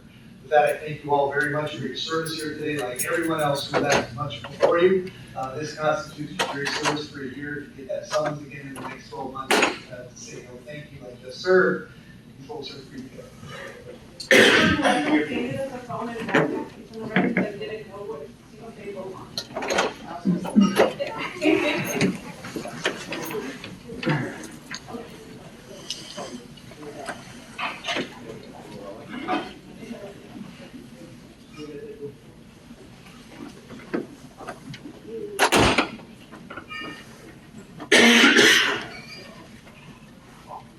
And have some folks state what we heard as. I believe you're very familiar with the facts of the law and subject for review. I'm just looking for the probation. And Mr. Claiborne wishes to say anything with Christmas? Yes, I would, like to. Yeah. I would like to respectfully request time to serve. That was offered to me several times.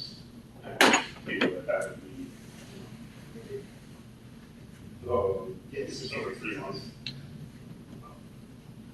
90 days, and I guess adjudication, and pretty much is what we're looking for, credit.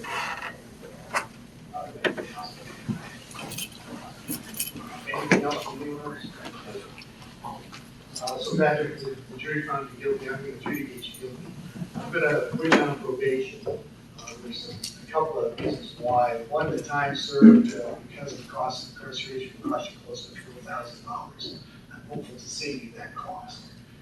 Two, the probation gives a chance for everyone to sort of let their feelings cool. Okay, it will be helpful for all the folks involved here. It will mean that you don't want to get any additional trouble while you're on probation, because of course that could expose you to a year in the county jail without the benefit of a jury trial. I'm hopeful that won't happen. The only thing, I'll put you on probation for up to 12 months. I'll let you early turn at 6 if there's no problems. I'm going to have you take a community values course. I'm going to have you do 50 hours of community service, which you may buy off at $10 an hour for probation. The final court cost on this case is $550. If you get to the 6 months and there haven't been any issues, you can file a motion for early term. We'll consider that very quickly if that's been the case, all right? All right, so we're going to get some fingerprints from you. We're going to give you that paperwork today. It's Wednesday, so I have your report to county probation no later than due on Friday, the 25th of August, 2023. Your August about a block and a half from here, so it's very close. The first report is just so they can get your address and phone number and those sorts of things, and we'll get you on pace. Hopefully, this can be a learning experience all the way around. put this behind us, right? Yes, so is there anything other than probation? Is there an alternative? That's gonna be that's the sentence that I think is appropriate, Patrick, so that's what we're gonna do. And of course, you have now 30 days to file an appeal if you wish.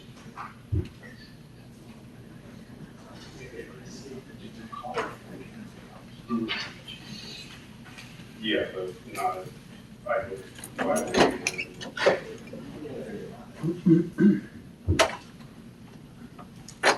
Anything else before the What's this? What do you think you're doing? You think you can just come in here and film police officers training?